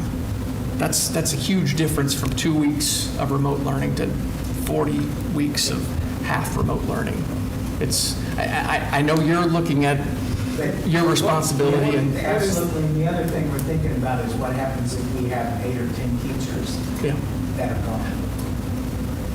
What exactly is the CDC guidelines? I think there's some discrepancy.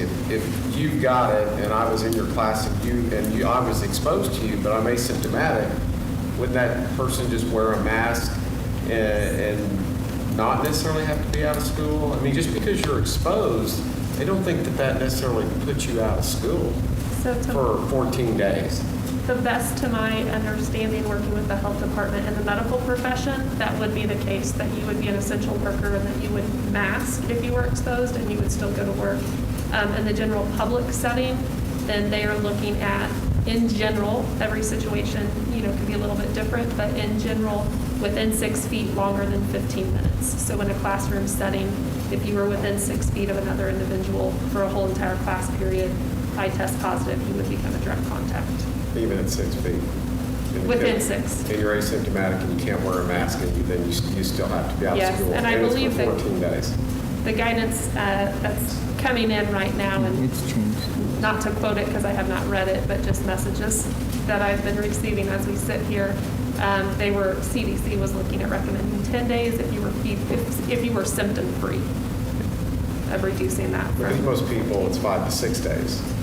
14 days is a little excessive, but most people get it within 5 to 6 days. That's the majority.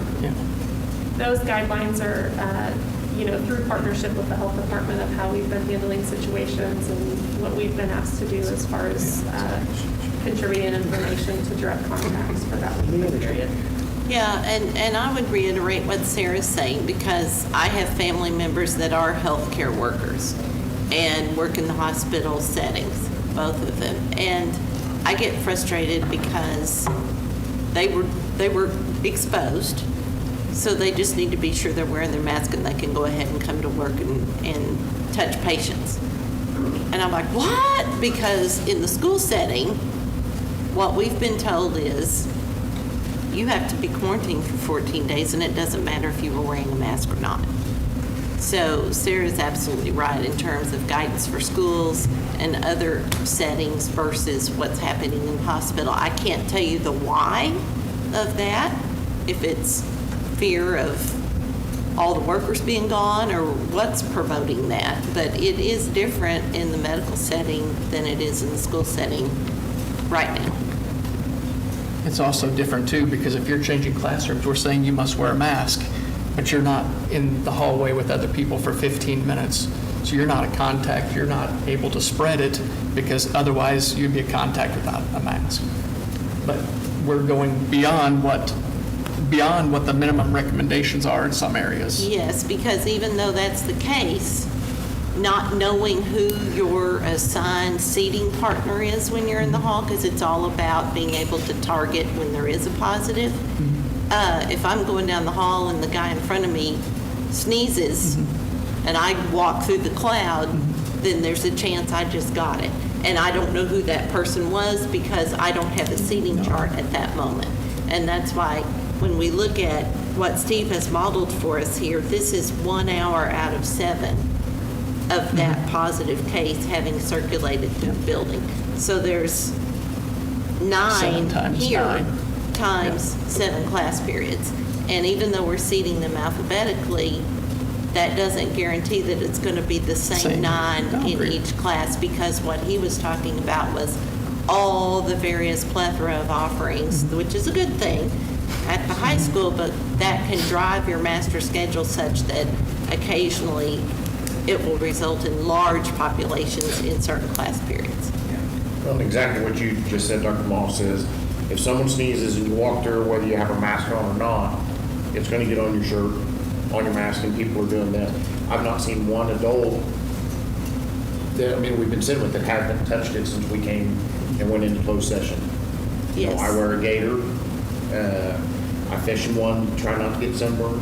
I'm messing with the thing the entire And that's part of the reason why the American Pediatrics Association and other groups that we've consulted are saying it's not feasible for younger children to wear them all the time, because even as adults, the exact observation that you've made, we tend to fidget with them. And if I'm a kid and I'm touching and doing, I'm doing that even more. So I have a question. I don't know if this is the right time to ask or not, but thinking of our faculty and staff, so we have some faculty and staff that are eager to get back, they're ready to go, they're, can't wait to get back. And then we have some that, have a legitimate fear of going back, which is understandable. So how are we handling that? Are they going to be allowed to teach online, or, just what is the plan if we have one, or are we still working on figuring that out? Well, we've gotten guidelines from not only the FCCRA, which I always struggle with what all that stands for, but Justin Families helps First me. Coronavirus Protection Act. Right. So there is that law. Then there's also ADA accommodation law, and then there's Family Medical Leave Act related law. So what we are telling our staff, and I put an email out to the entire district today with the links to those forms on our website, because they've been there, but sometimes people have missed that guidance is there. but knowing that we have 3 filters to work through. If they have an immune compromised situation or something that would qualify them for one of those 3, possibly, they need to be contacting us because it's so convoluted that we have to look at each one on a case-by-case basis because it's an if-then. Well, there's this on FCCRA, but there's this on ADA.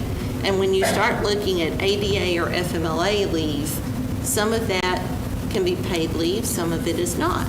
And some of it, a reasonable accommodation can be made in the school setting. Sometimes a reasonable accommodation cannot be made. So we are encouraging, if there's a question about that, they need to be contacting our Human Resource Department. Another question that I've been getting is, what about virtual? If a whole bunch of kids matriculate to virtual, then can certain teachers in those categories teach virtually? The problem that we have with that is because we're using Edgenuity and Acellus as our platforms, it's not the same as it was this spring. So this spring, we were remote learning as best we could with little accountability with all of our students because we were in crisis. This is guidelines from DESE that it has to be fully accountable. We're taking grades, we're teaching, we're doing all those things. So through Acellus, it's not necessarily a teacher assigned to 25 kids on that platform because it's more or less a canned curriculum. So it's more of a monitoring their progress and more of an Eagle Advantage situation, not necessarily that we could start assigning teachers to those students, if that makes sense.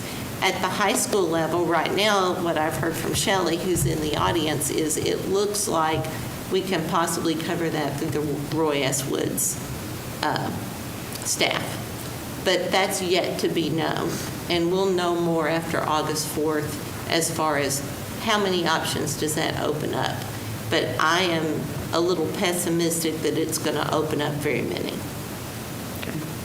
Is there, from the survey that you did of the district, do we have an idea of how many students would be taken out of these classrooms that would opt for the virtual learning? So maybe you've got 32 students in there now, but... Shelley's standing up to help us with that one. Shelley, before you come up, it's 9 o'clock. I want to make sure everybody's okay.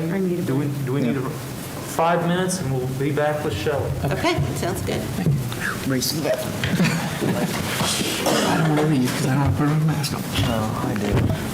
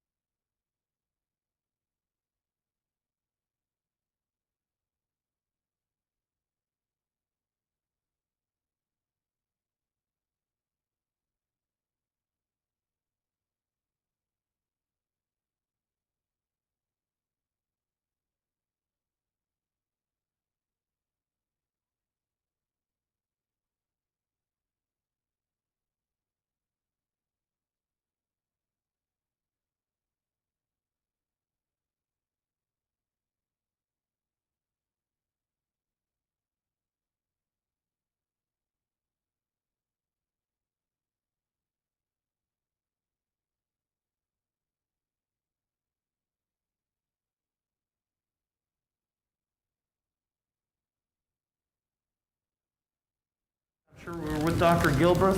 Shelley was going to tell us about Shelley's going to come in and virtual. talk to us about virtual stuff, so thank you, Shelley.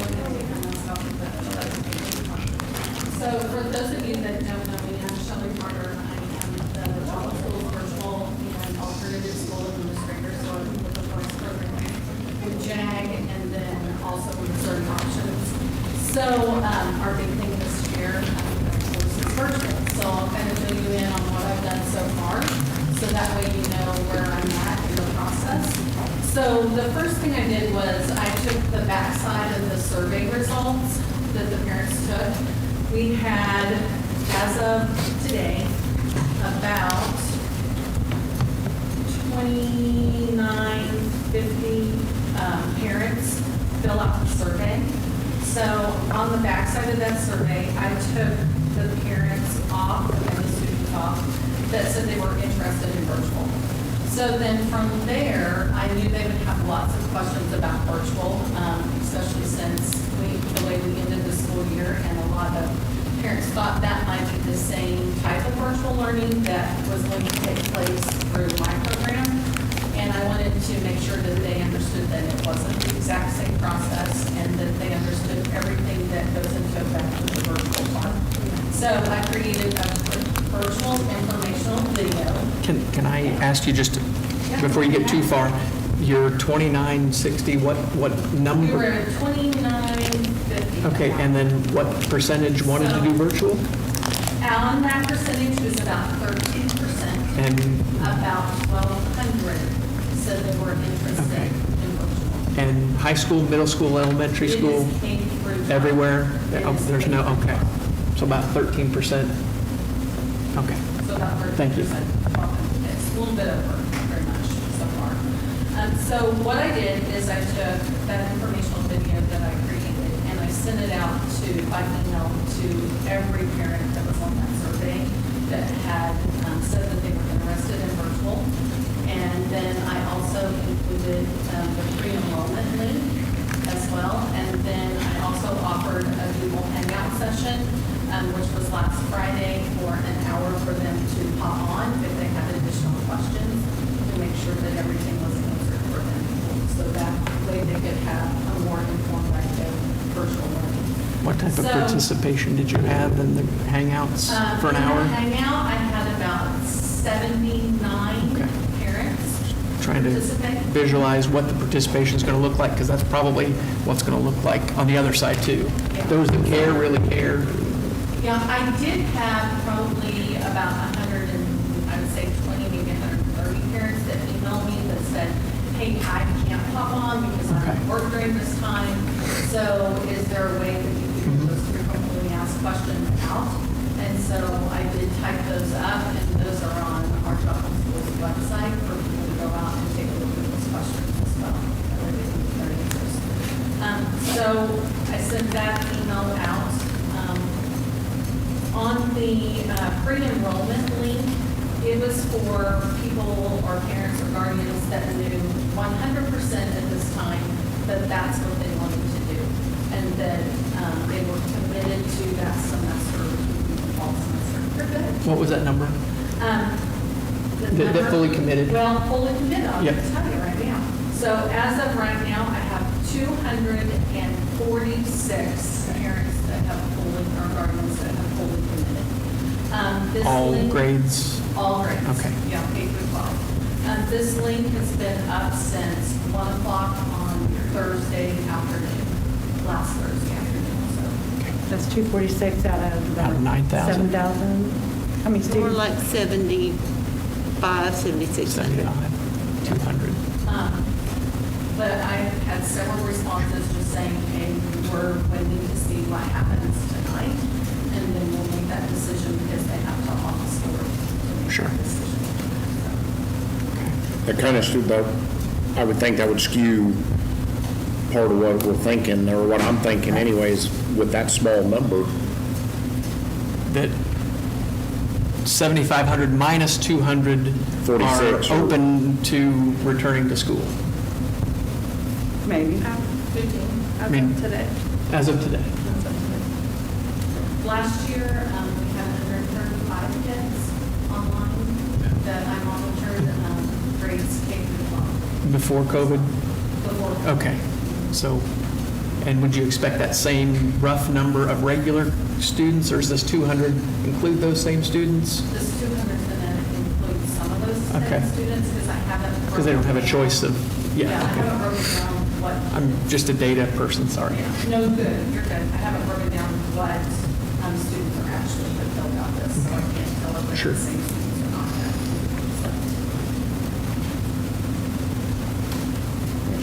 Other questions?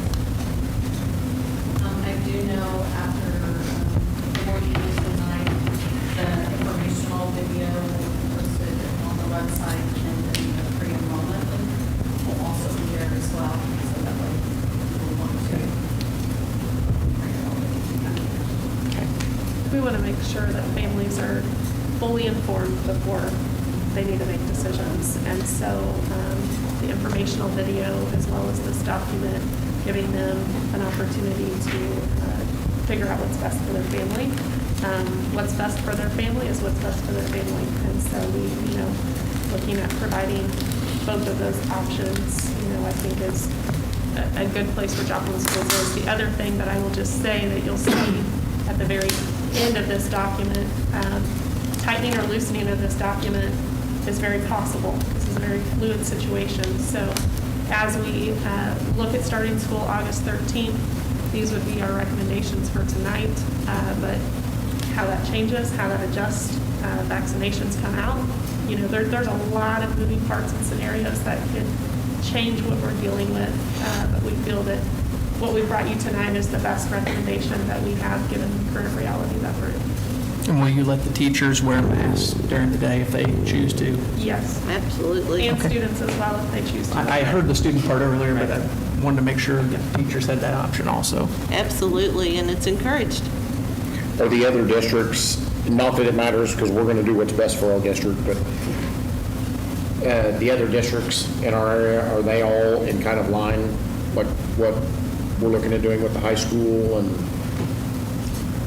the Dr. lower Gilbert grades as can well? speak specifically to that. I know he's got a strong network with the other high school principals, but I think that the large difference is the numbers. Well, and I understand our district is larger as far as high school goes, but I didn't know if some of the other high schools were going to do the same thing for social distancing because their schools are smaller and the buildings are smaller. Right. They are, and like, I probably communicate with the principals at Webb City, Carl Junction, Carthage, Show twice a week. They're looking at waiting to see what we do. Waiting for us. But they have such a smaller number of all of them than we do, that they feel confident that, well, they don't feel confident that they can socially distance, but they're a much stronger confidence there. And it's just by virtue of the numbers. I think And square footage is what it sounds like. I think a common thing that you will see in any district you talk to is everyone has contingency plans. Everyone is putting forth effort from the very beginning of the school year, preparing us for worst case scenario, so we can pivot in any one direction. That is definitely a common pattern that you'll see across, even across our nation, as we're kind of dealing with being able to quickly adjust as necessary. But physical structures and enrollment, all of those play into district decisions, I think. Derek, I can share with you that Neosho has gone to a 5-day-a-week high school setting. Just how many students do they have in the high school? And I know the building. I couldn't tell you to be accurate. I don't know. And I know the building's smaller, and that's what I'm, square footage per student. Yeah, I don't have that information. They have about 1,400. So I have a question. I know there's some talk out there about starting school later, which I don't know that I'm in favor of that or not, but was that discussed? Was that researched?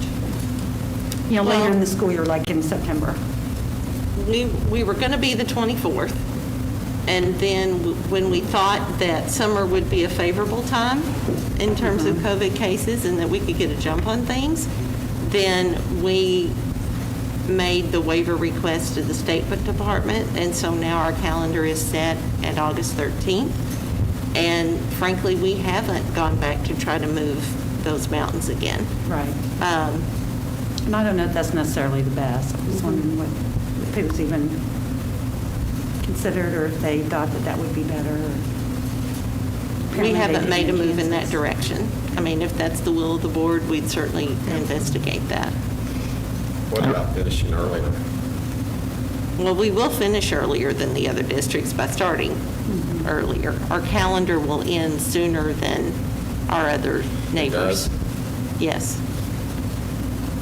Looking at DESE's guidelines, their first recommendation is to push back the start of school. Not that I support that or don't support Right. it, I'm just sharing that information with you. I think what we've seen. That's their first recommendation, is to delay the start. And it's funny, I think one of the reasons that we advanced our start of the school was the idea it would give us more leniency and more time to plan as things developed. We see, and we need more time for a semester. We would have those additional days to implement something. We anticipated our wellness break would be more needed in January, per se, between Right. Christmas break and coming back, than it would be in August, because historically, flu seasons and other viruses go down in the summertime. And at the time that we made those decisions, that seemed to be a very rational decision.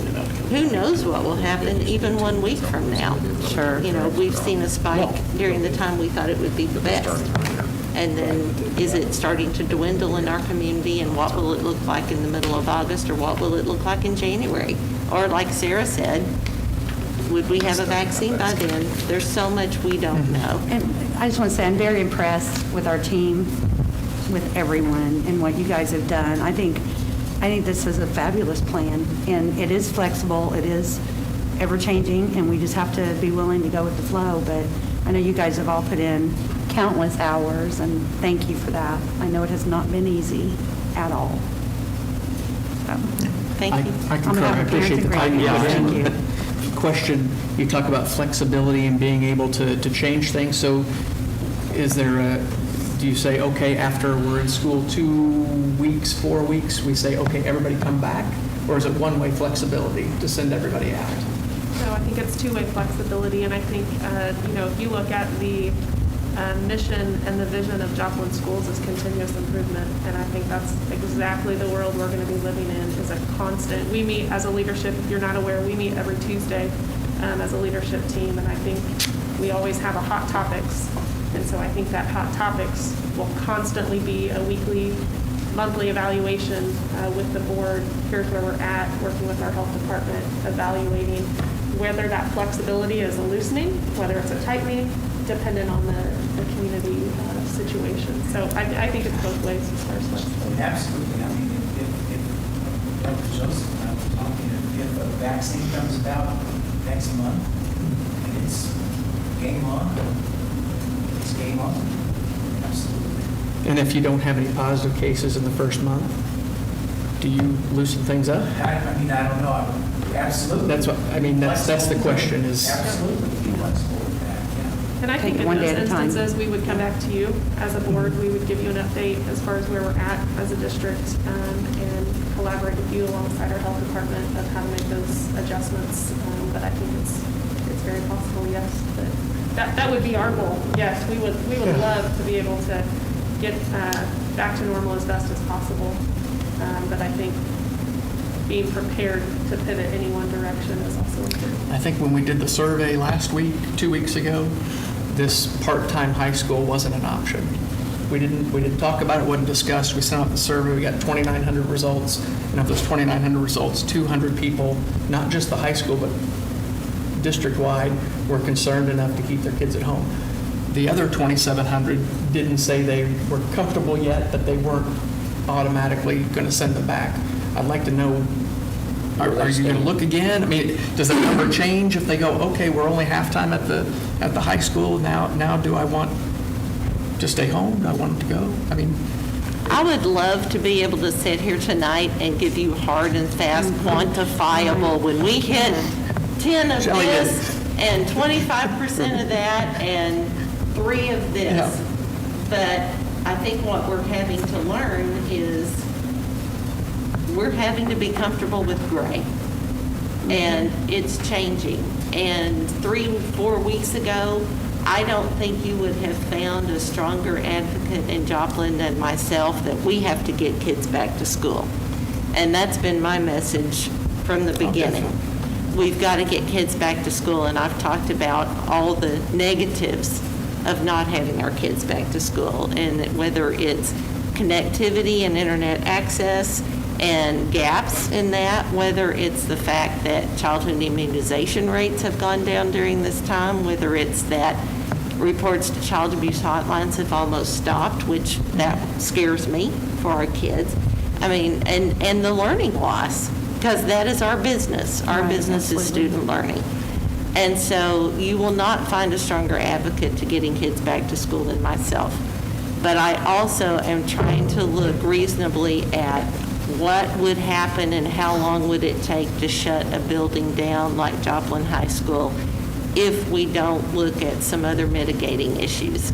So it's a compromise that I wish we didn't have to make, but I feel like at the way it stands today, with the positives that have happened in our community and that Joplin is a hot spot nationally, I think it's prudent at this point. Is it going to be prudent a month from now? I can't tell you that today, because I never would have predicted that in July would have been our biggest month. The only other question I would have is the students that decide, and I read in there, if you start virtual, you finish virtual for the semester. Yes. And I think that's the way it should be, so you can't bounce back and forth. And if we decide to go back 5 days a week, the kids that are on virtual are still on virtual, correct? They will finish that semester, period. They have to. Okay. It's about earning credit. They're in a different curriculum. Okay. Yeah. And it's about course completion at that point.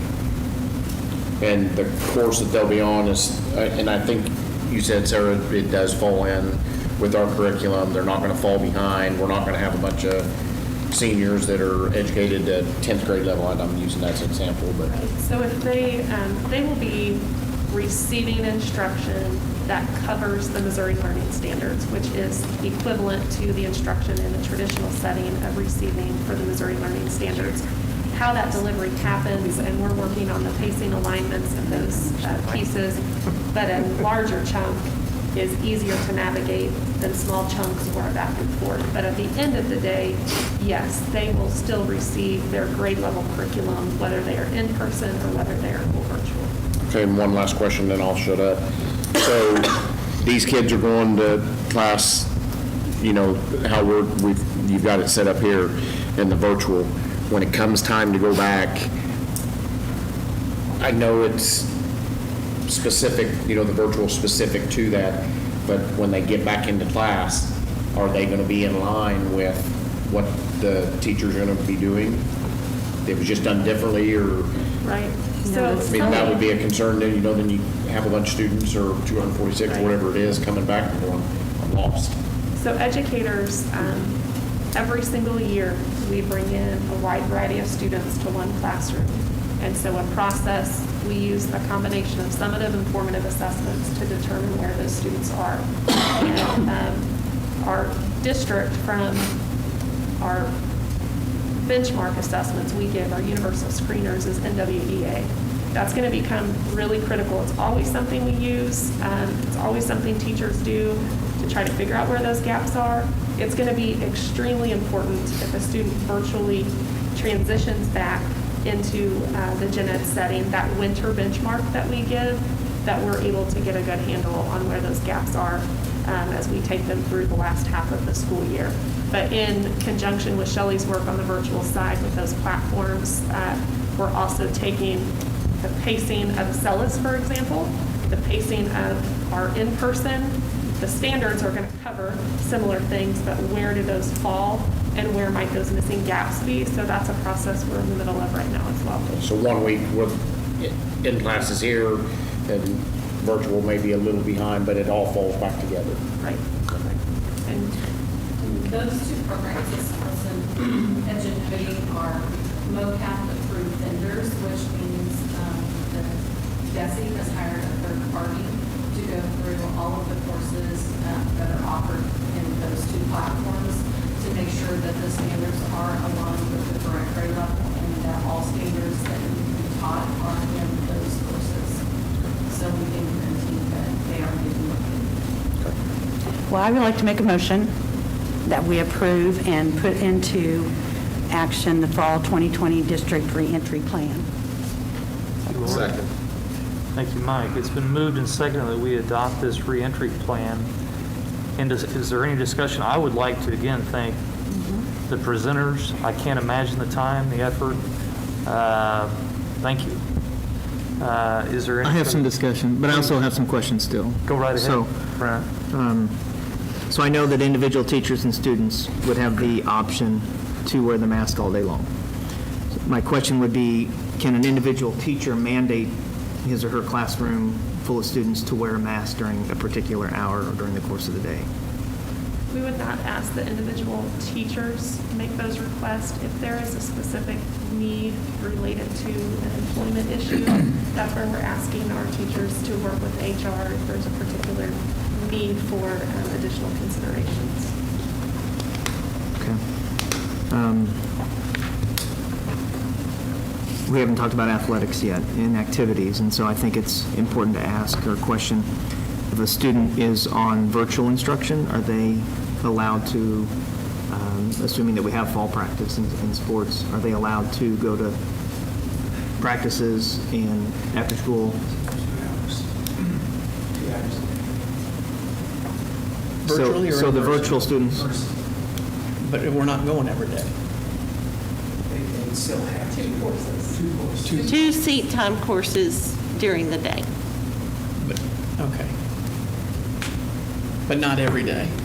Right. Every Because other if they're day. in the A group. Yeah, or the that's- B that's group, where I was going they're to, is- scheduled Okay. two courses during Okay. that day. so a virtual student would be able to attend? Is not Or able is to not? do sports. Okay. So Okay. we need to make sure Have we that's known. communicated that to? Yes. Okay. Okay. Okay. Why did we make that decision?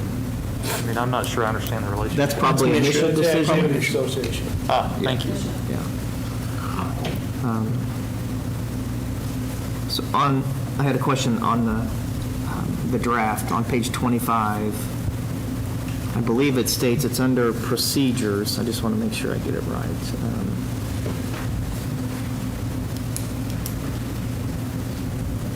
I'm just curious what this will look like. So it's under contact tracing, students and staff. So it's the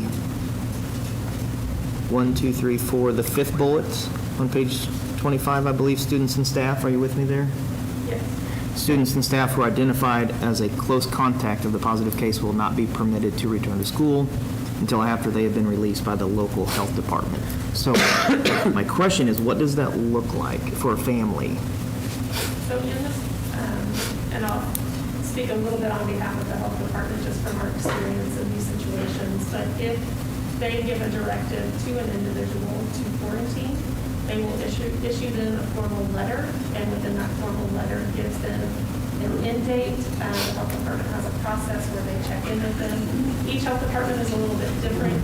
For Newton County, you're submitting it through email or through text.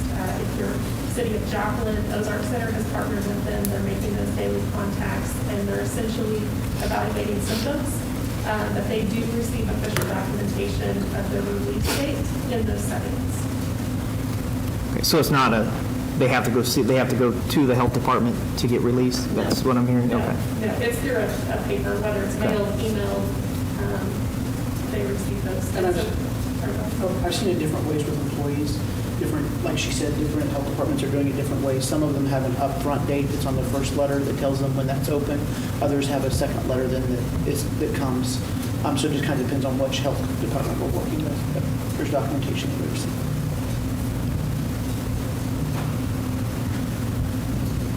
Then I have a couple of questions, I think maybe for Steve, I'm not sure. The students, so there's a parking fee that our high school students pay.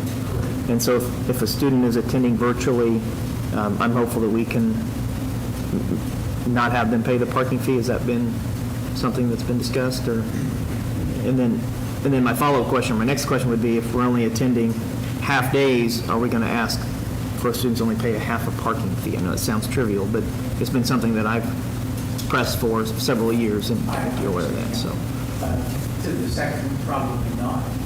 But the first one, if they're a virtual student, full virtual, they're going to have, I can't think of a good reason that they need to be penalized. I agree. I just want to make sure that was something that we consider. I mean, if they need to for something, I mean, obviously, there's reasons. Sure. Yeah, absolutely. Yeah, and I don't think they made the fee last year because, as Steve said, there's no need for them to go to the high school. Just that they're virtual. Okay. Very good. Thank you, Brent. Does anybody else have any questions concerning this discussion? I'd ask that you vote. Well, I'm sorry. Oh. I still have Pardon me.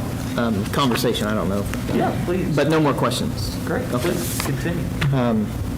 So I was intrigued by one particular comment. We talked about having a contingency plan in place. And it just seems like to me that the half-day attendance at the high school is more in line with a contingency plan. That's what it seems like to me. I think you had mentioned that it would be possible to get, 80%, maybe 83 or 87% of our students in the high school, but it's going to be difficult to navigate and socially distance and whatnot. And personally, I'd like to see us try that and then use the half-day as a contingency plan if it doesn't, if it's not successful. So here are my thoughts behind that, and I just prepared a statement. It's about 2.5 minutes, so if you'll just bear with me. Public health does not start and stop with the coronavirus. You all know that. Neither should the health of our students. So our students' mental health and their physical health and their security all have to be considered when we decide what's best for our students, whether they're going full day or a half a day or every other day. I want to share 3 basic facts. 1, students are essentially immune from the dangers of COVID. Second thing is students generally do not pass the virus to adults. And the third thing, I think this is key, is that there's not a single case, not in our district, not in our county, not in our state, not in the United States, and I think not in the world as of right now, of a student passing COVID to a teacher. Not a single case.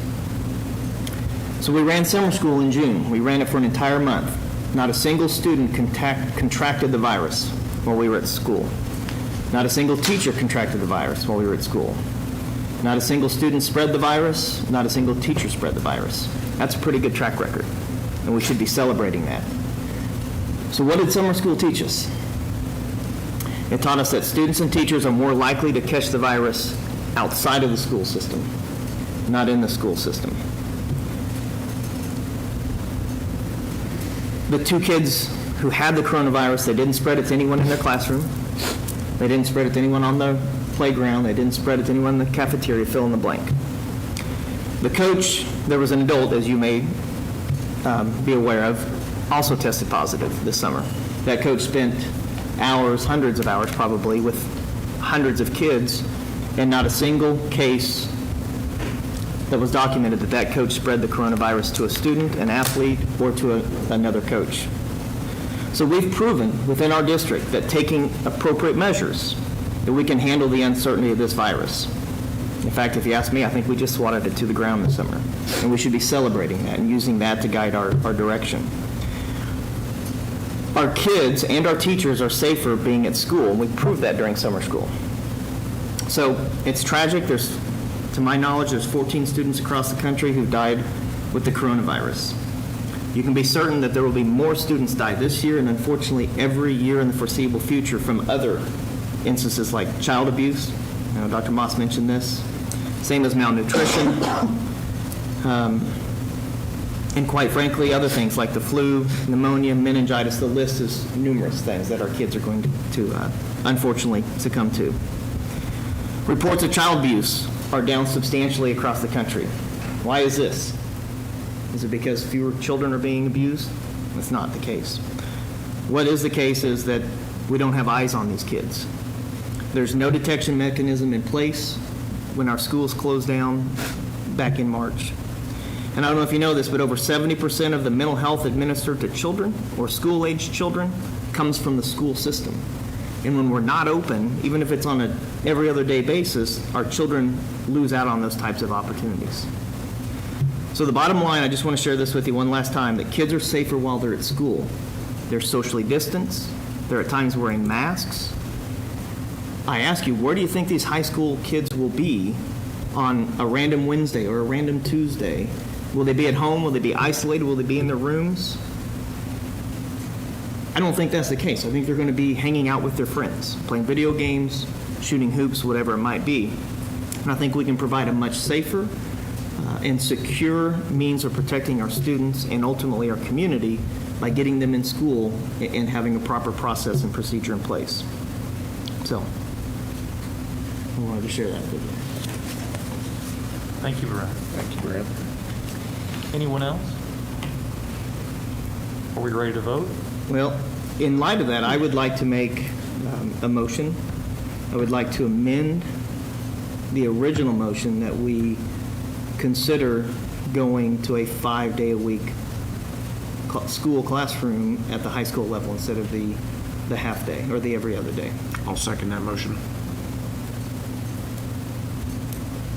It's been moved and seconded that we go to basically a regular school. Regular school. Should we act on the first? I started to say, does my motion just go out the window? Actually, The amended would the take amended priority. actually takes precedent. And so there would be conversation now, or discussion on That's that. correct. So I really appreciate everything that you just brought before us, and I think it's far easier for our district to move toward that as we determine that the original plan that we discussed this evening shows that we're not having kids get sick at school. And as a board member, I have a little bit of anxiety over recommending a regular school session at the high school where we've just heard from our principal that it's near impossible to maintain social distancing with the population that we have there. And that's kind of my thought on it. But everything that you just cited, if you talk to my wife, I'm your guy. I mean, I am totally in agreement with everything that you said, and I appreciate the research that you just produced and cited to the people here present. If I had my druthers, I would probably go that way, but I would probably also choose to err on the side of caution as we move through these unprecedented days. And that's kind of my position on it. Yeah, and I appreciate that. I just I feel would like agree we've with that. proven that we've been successful. I loved everything you just said, Brent. I do too. Anybody else, Jeff? I had a student in summer school every day. No issues, no concern. The first case, the best thing was the second call that said, if you haven't got a call, you've been contacted. And that took the relief out of the parents that were worried. I think if you look at the survey of how many people say, I can't send my kids to full-time school, it's 250 out of 3,000. So I think the community supports the efforts that we're taking.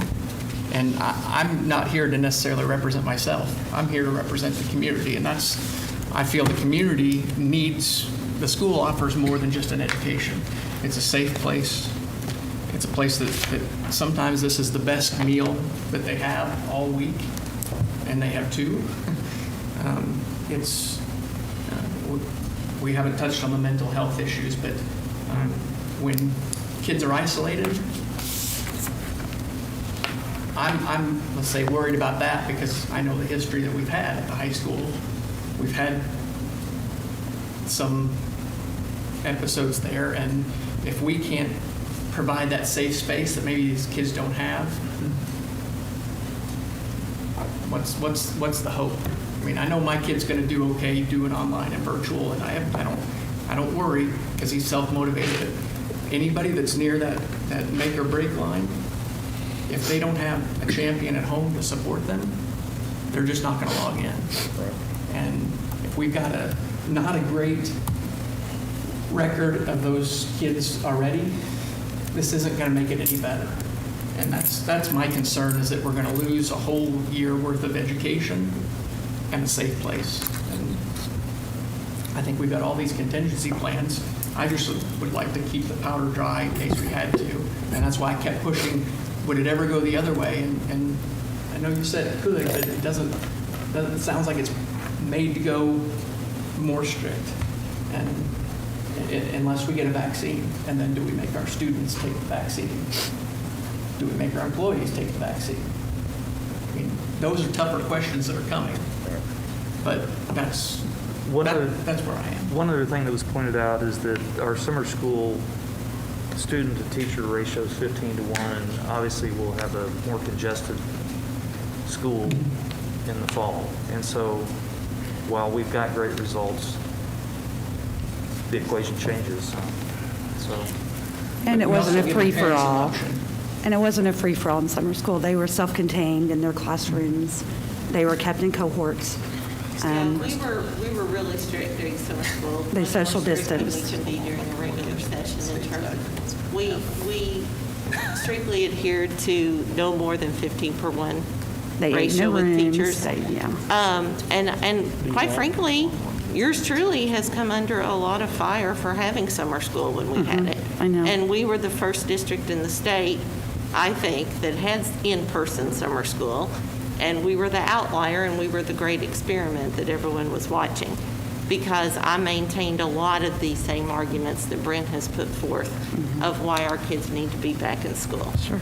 And I was kind of the crazy person that was, I can't believe you're going to have summer school.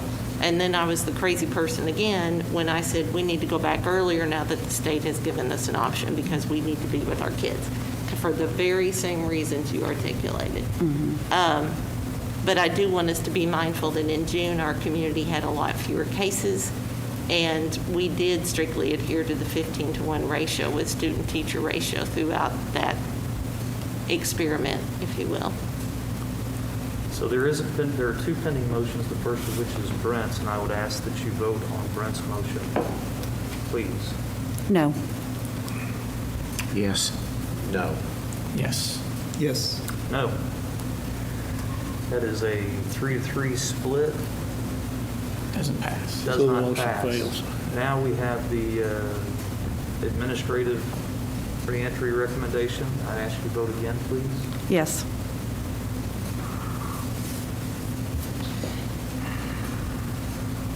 Where's our vote?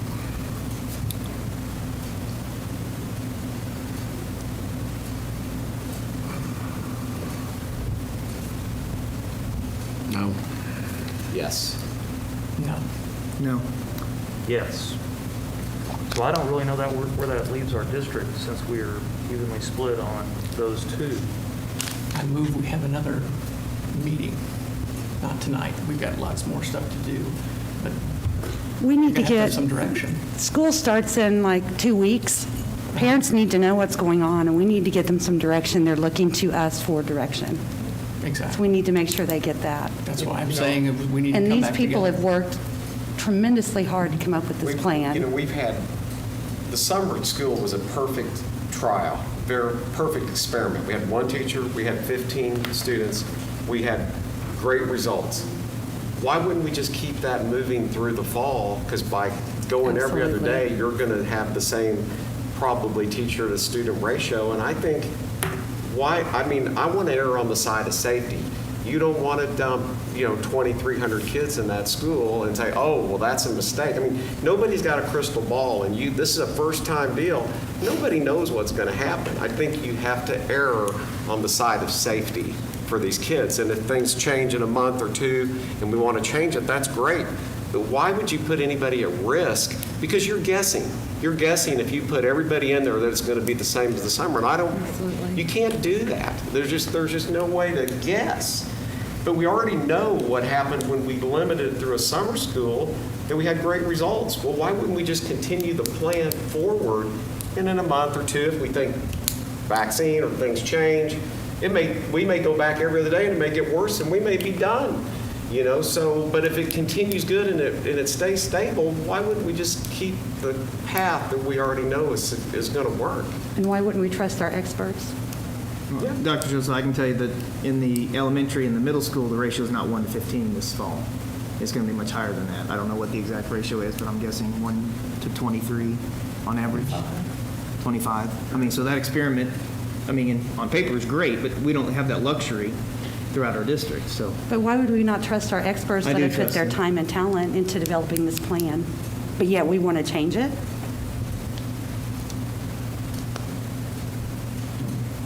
that's my opinion, Lori. I presented it, and that's how I feel. I can't change how I feel. I felt like I supported my thoughts with facts, and that's where I'm at on this situation. So. And so we have no information or moving forward for our district and for our patrons. They're stuck. No, I say we have another meeting. Have it tomorrow. It's not going to change. It's not going to change? Okay. Well, then what do we ask them to do? Come up with a different plan? No. They put their heart and soul into this one. Well, I will say this. I don't know what the answer is, Jeff. I can tell you that, my observations of the public in general is I've got 2 kids in college in the fall, and my freshman child is their in-class options have been canceled. Most of their classes are now being taken online. And I guess my thought is I'm not willing to be that lead subject as to whether or not what we think will be true. And that's why I'm not the expert in the room on this. And I do have a doctor in the room who is far more knowledgeable about these things than I am. And I appreciate and respect his conservative approach, and I don't see why we wouldn't take it as well. At the same time, I told Brent exactly the way I feel. I believe that our country has suffered a tremendous loss as a result of shutting down a lot of things throughout the coronavirus. And it's impacted all of it. It's impacted me dramatically. But, whatever it is, we have a new today. And it's hard for me to believe that we here in Joplin are the lead experts on the way to open up the school. And I don't know what our neighboring school districts are doing. Are they all opening wide open? I don't really think that it's wise of us to take the lead on something that we are figuring something new out about every day. Can I offer a potential solution? Absolutely. Okay. So half is interested in maintaining what is presented. The other half wants to go back to a full day. Well, we can have another meeting tomorrow night, and then we'll have 7 people here. What if we say, okay, let's set a date and say 4 weeks after we'll start this, and I'll figure out how to make the motion. We start the school on the A, B list, and after 4 weeks, we start full in school. That gives us 4 weeks that if things go sideways, we have a meeting, we can change that course, and it gives us a definite end time, kind of like the parents would get if they have to go out of school. They've got 10 days, okay? And for those people that this is a hardship, having their students home, it's another month. Well, I think that's why that works for the high school, because those students are old enough to be at home by themselves on those. For the most part, I would hope. And Jeff, that's what's going to happen anyway. I mean, this is an evolving thing. We're going to What's going to start. happen anyway? Well, They're going to all go we're- back 5 days. We're going to go in a month. We may change what we're going to do. What we're saying today may change in a week. It may change in 2. It may change in a month. But to be conservative and, the safety of these kids is the most important thing. And to dump everybody in there and guess that it's all going to be okay, I think you don't want to err that in. I think you want to err on the side of safety. And then in a month, if we say, hey, everything's great and the vaccine's coming out and we want to put it in, then we can go that way. But right now, I think we need to be pretty conservative on how we approach this. And I think, and I'm all for it, doing exactly like you say, Jeff. I think we're wearing masks and they say, well, it's not to protect me, it's to protect you. If they're wearing masks, we're eliminating part of that. I mean, maybe I'm thinking wrong, I don't know. I want to get the students back to school and do it safely, and I don't want students falling behind. It's hard. The majority of the people I've talked to are ready to get kids back in school, and that's not saying that I haven't had some say, well, we're probably going to do virtual.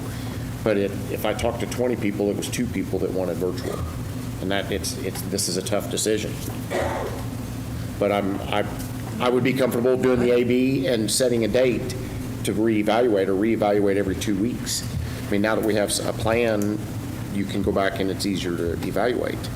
So is our only issue with how the schedule is at the high school? Yes. I'd like to see everybody in. I mean, All students. So, Steve, I have a question. I don't know if you can answer this, so it's just what your thought is, but if there were 3 options, one option was the virtual instruction, the second option was the every other day option, and then a third option would be an everyday option, and the student could choose any of the 3.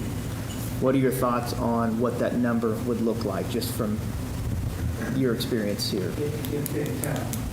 You're asking me what I think people would say? Yes. I don't know. I think that a couple people have shared with me that they're afraid to send their kids back if they're coming every day and it's 2,300 kids coming to high school.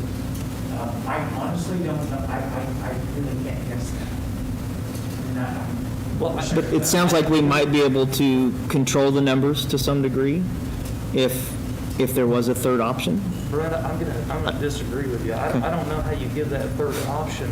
How would anybody exercise the second option if there's a third option? Well, Dr. Gilbert just said there are some parents who are concerned about sending them every day, so they're going to. And I want to go every other day or whatever it is. How can I socially distance under the plan that's been presented if everybody else elects to be there every day?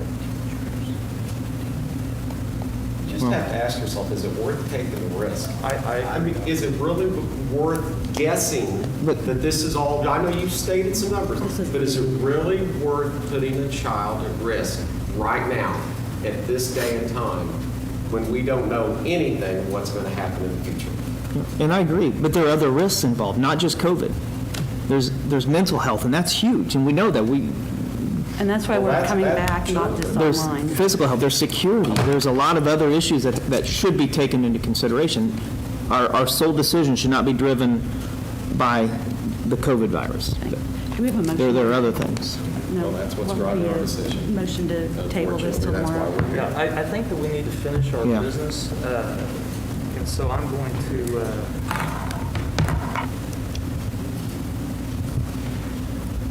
I received a message from Dr. Saketa, I apologize. So that brings us to our accounts payable. Dr. Blanker. Well, on behalf of Jamie and Joe, I express their appreciation for letting them move up on the agenda. Are they home now? One of them go back to Kansas City. I don't think it'll pass. But anyway, the accounts payable is pretty straightforward. Again, I do the comparison of where we were last year and our spending. We're within $200,000 of where we were a year ago. We spent a little bit more last year at this time because we had some bigger capital projects things going on. We spent a little more on payroll this time because we had an extra payroll process. But we've started out the year as per the way we thought we would. So I'd recommend that you approve those items to be paid, and you have a complete list of, or you have the information that hopefully we need. If you have questions, I did tell Shelley to go home, but we might need her to answer some of these questions since we're on the new system. I'm not quite as up to speed. Let's take a run at a motion to approve our accounts payable. So moved. Second. Derek, thank you, Jeff. It's been moved and seconded that we approve our accounts payable of 6753, 287. Please vote. Yes. Yes. Yes. Yes. Yes. That takes us to our proposal to approve funds for the purchase of 3 new school buses. Ms. Mwangi. Yes, Mr. and Beavis, welcome. I'll have Mike come up here and share that with you. I don't even really need to give you any other introduction. Go for it. We were awarded last year, I think, or a year and a half ago, 3 buses via the trust fund. The second round that came around this year, back in, I think in April, and then it got delayed because of, you know what? I mentioned that. So here we are, they finally awarded it, and we were awarded 3 more buses from that grant. So, kind of self-explanatory there, but I did get 3 bids, Midwest Transit, Independent won the bid, totals $277,719 for 3 buses, and we get $36,000 per bus from that VW trust grant, so a total of $108,000 that will be refunded us after we purchase them. And I think we have to make a budget adjustment from the account outlay that we pay over that, just like we did before. So that's what we're asking for. It's a good deal. We need to pass it up. Thank you, Mike. Does anybody have any questions for Mike? I'd move that we buy some new buses. Second. Thank you, Derek. Thank you, Lori. It's been moved and seconded that we approve the purchase of these 3 buses from Midwest Transit. Please vote. Yes. Yes. Yes. Yes. Yes. Thank you, Mike, very much. Sorry to keep you here so late. That brings us to our 5:40 breakfast in the classroom bags. Ms. Mwangi?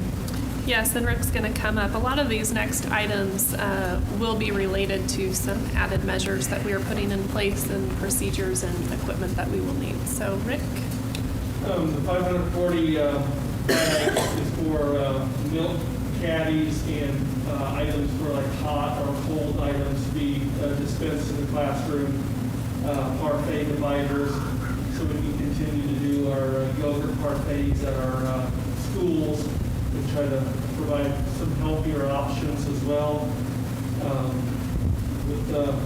We anticipated needing 180 classrooms at the elementaries for distributing breakfast and lunch to the classroom. I know over the course of 6 months or so, we may be moving some of the lunch back to the cafeteria.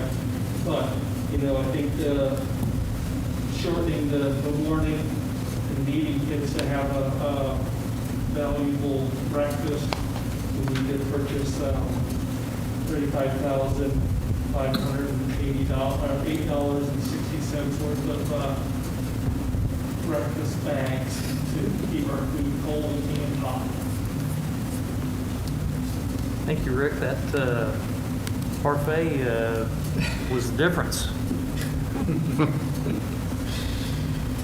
Do I have a motion to approve? So moved. Derek, thank you. Second. Mike, thank you. It's been moved and seconded that we approve this purchase of 540 breakfast in the classroom bags. Is there any discussion? Please vote. Yes. Yes. Yes. Yes. Yes. Yes. That brings us to secondary breakfast stations. Same folks.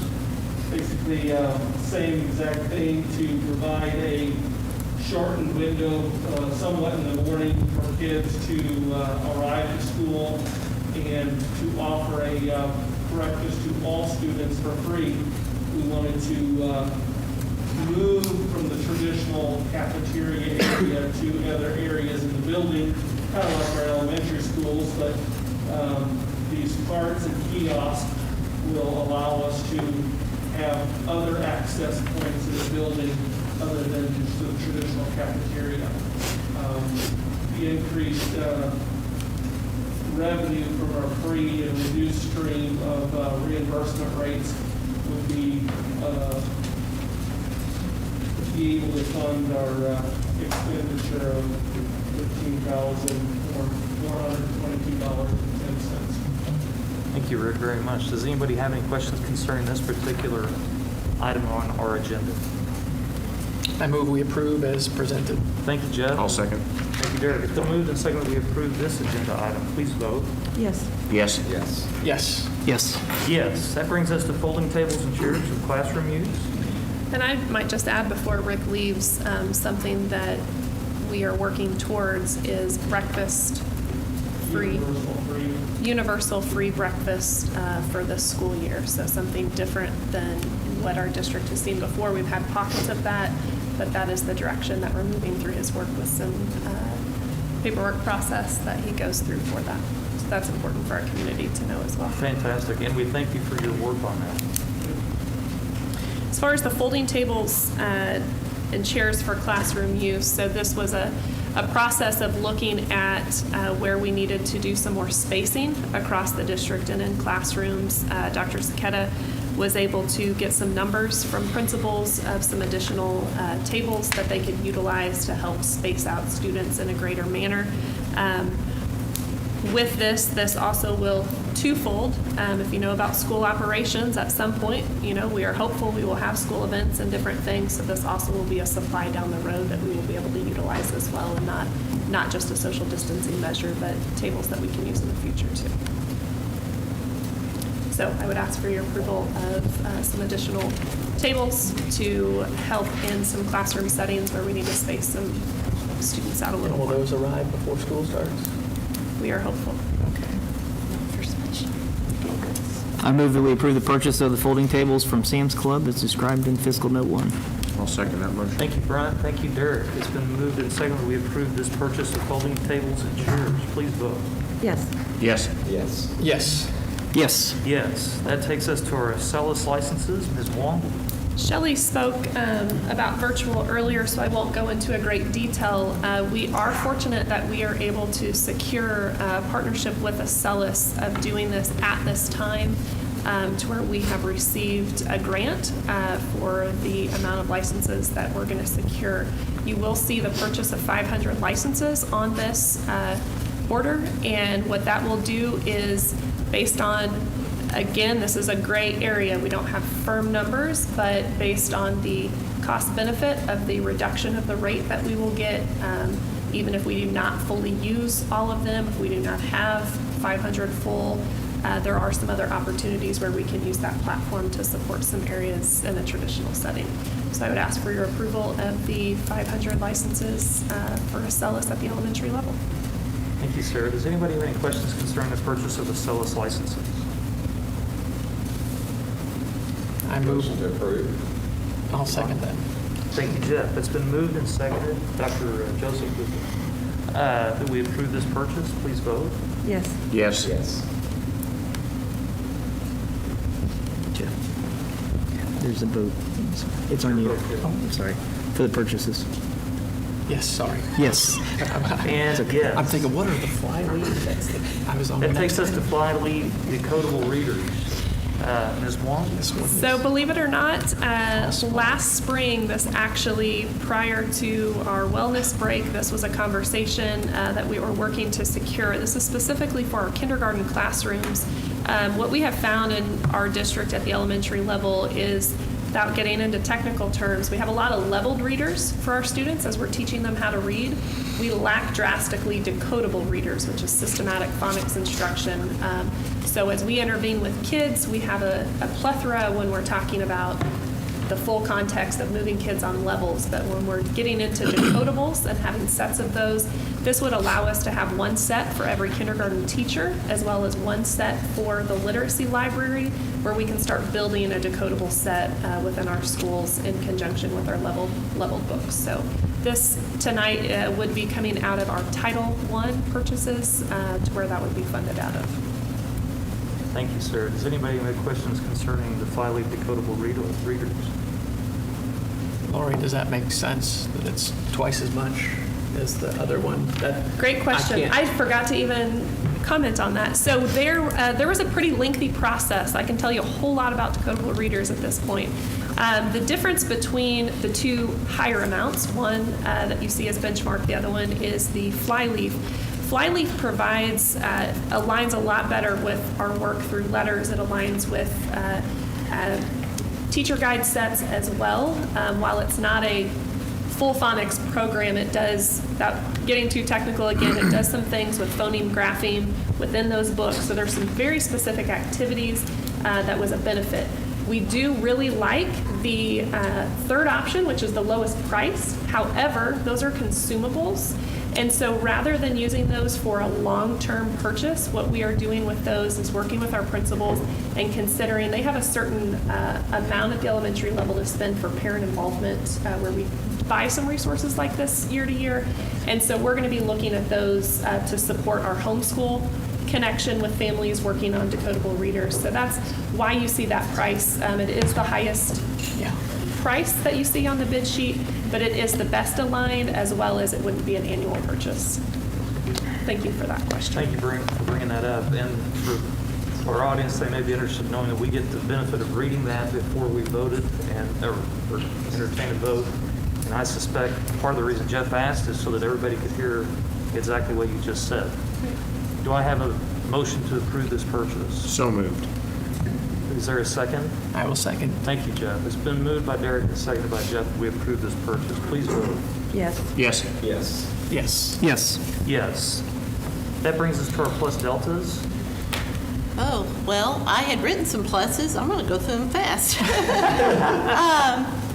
What Dr. Langford said, when you can go into an illness healthy, it helps you to bounce back quicker, and that's what we found with our financial reports tonight, even with the negative effect on revenue now. No premium increases for our teachers again this year, I think is huge. Yeah, that's awesome. And that favorable bond rate. Yes. We told our voters this would be a good time to go out for a bid on bonds, and I think we're finding ways to maximize those dollars. So those are my pluses. Yeah, and I think all of our discussion has been pluses. I cannot begin to appreciate or express my appreciation enough for the work our administrators did, and I have a great deal of appreciation for my board member who is trying to be a driving force for Joplin schools to get kids back in school.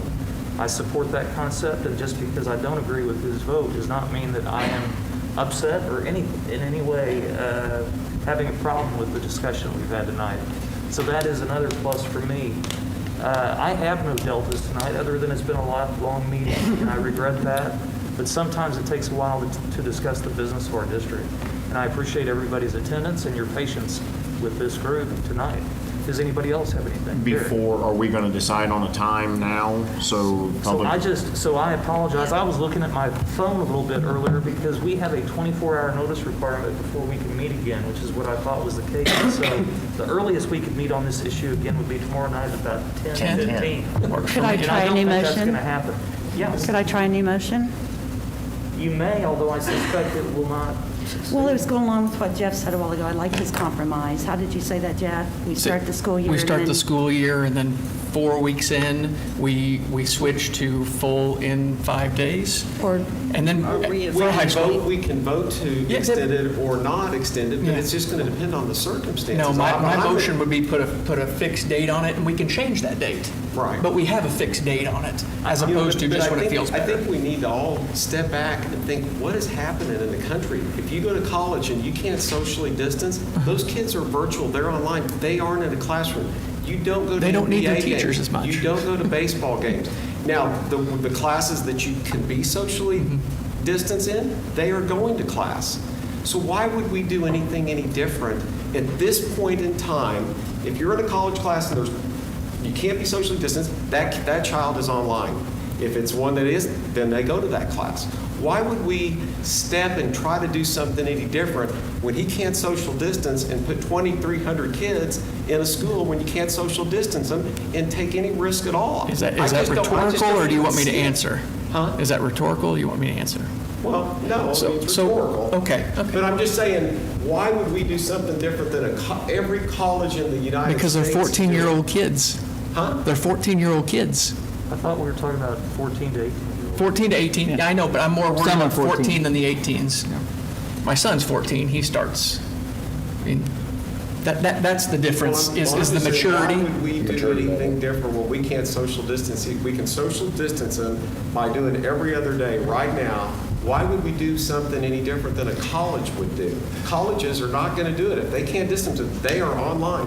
Why would we force all these kids in a classroom and roll a dice? Colleges aren't rolling the dice. Have you got your list of difficulties that we have? Okay, I'm going to stop this conversation. And we've already had this conversation, and I'm just trying to say if we should have a revote. I don't think we can. I don't think you're going to get it. Dr. Langford, is that, I don't think you can go back and What's that? revote once a vote's been casted. Would that be correct? You can make a new motion. I think, I agree with Jeff. I think putting a time limit, It could change, like in December, we could have a vaccine in October. Everybody could be, and then in January, we're back to business as usual. Have to have a motion to bring that item back. Yeah. That item that you voted. Right. I mean, It doesn't have to be somebody that voted against it would be able to bring it back. I mean, I think anybody can bring it back. I mean, is somebody thinking about changing their vote? Lori made their a, idea here since we've been discussing it. Lori made a suggestion. Right, I was just wondering, I was trying to understand Let me the While compromise. we're here, I'm not quite sure I understand what you're offering. So my idea of a solution was let's start the first 4 weeks on the schedule that was presented. the AB. The AB schedule, and then after those 4 weeks, we transition back to full in-person learning. We're going to have another meeting before that 4 weeks goes up anyway. Right. So if something goes sideways, we'll have another opportunity to extend that date. But if nothing changes, we don't vote again to switch back to. I think it's just a fluid situation. We don't know what's going to happen in 4 weeks. I'm comfortable with agreeing Make a that motion. we redecide in 4 weeks. But if cases are up and, we have a lot of cases in Joplin, why would we put anybody at risk? There's no reason to Well, do we're it. starting the We'll first just- 4 weeks, just as presented. Right. Starting the first 4 weeks as If you want to presented. vote to continue it or not continue it in 4 weeks, then we can, And we'll have that option, because we will Well, be. here's a compromise. How about, so This is getting the I think- parents something. I think our goal has always been to get the students back Absolutely. in school 5 days a week. I mean, that's always been the goal. That's what we always want. That's what we all want. So what you're saying, let's go ahead and start. How about in 4 weeks, instead of saying it's done, we reevaluate? And then decide, are we done? We ready to bring them back 5 days a week? Or do we need to continue this a little bit longer? So not put an ending date on, nope, they're coming back. Yeah. But let's look at it and reevaluate in 4 weeks. And I mean, we're just talking about the high school. yeah, we're just talking about the high school. Yeah. Yeah, I agree. And my, That's Which a has the most compromise. students Yeah. compacted into this, in that space. I mean, that's, I'd be glad to revisit it in 4 weeks and we can, then make another decision. Right now, school's getting ready to start. well, not if we don't figure it out. Call from Well, that's what I'm down saying. I don't know Call that, it Yeah.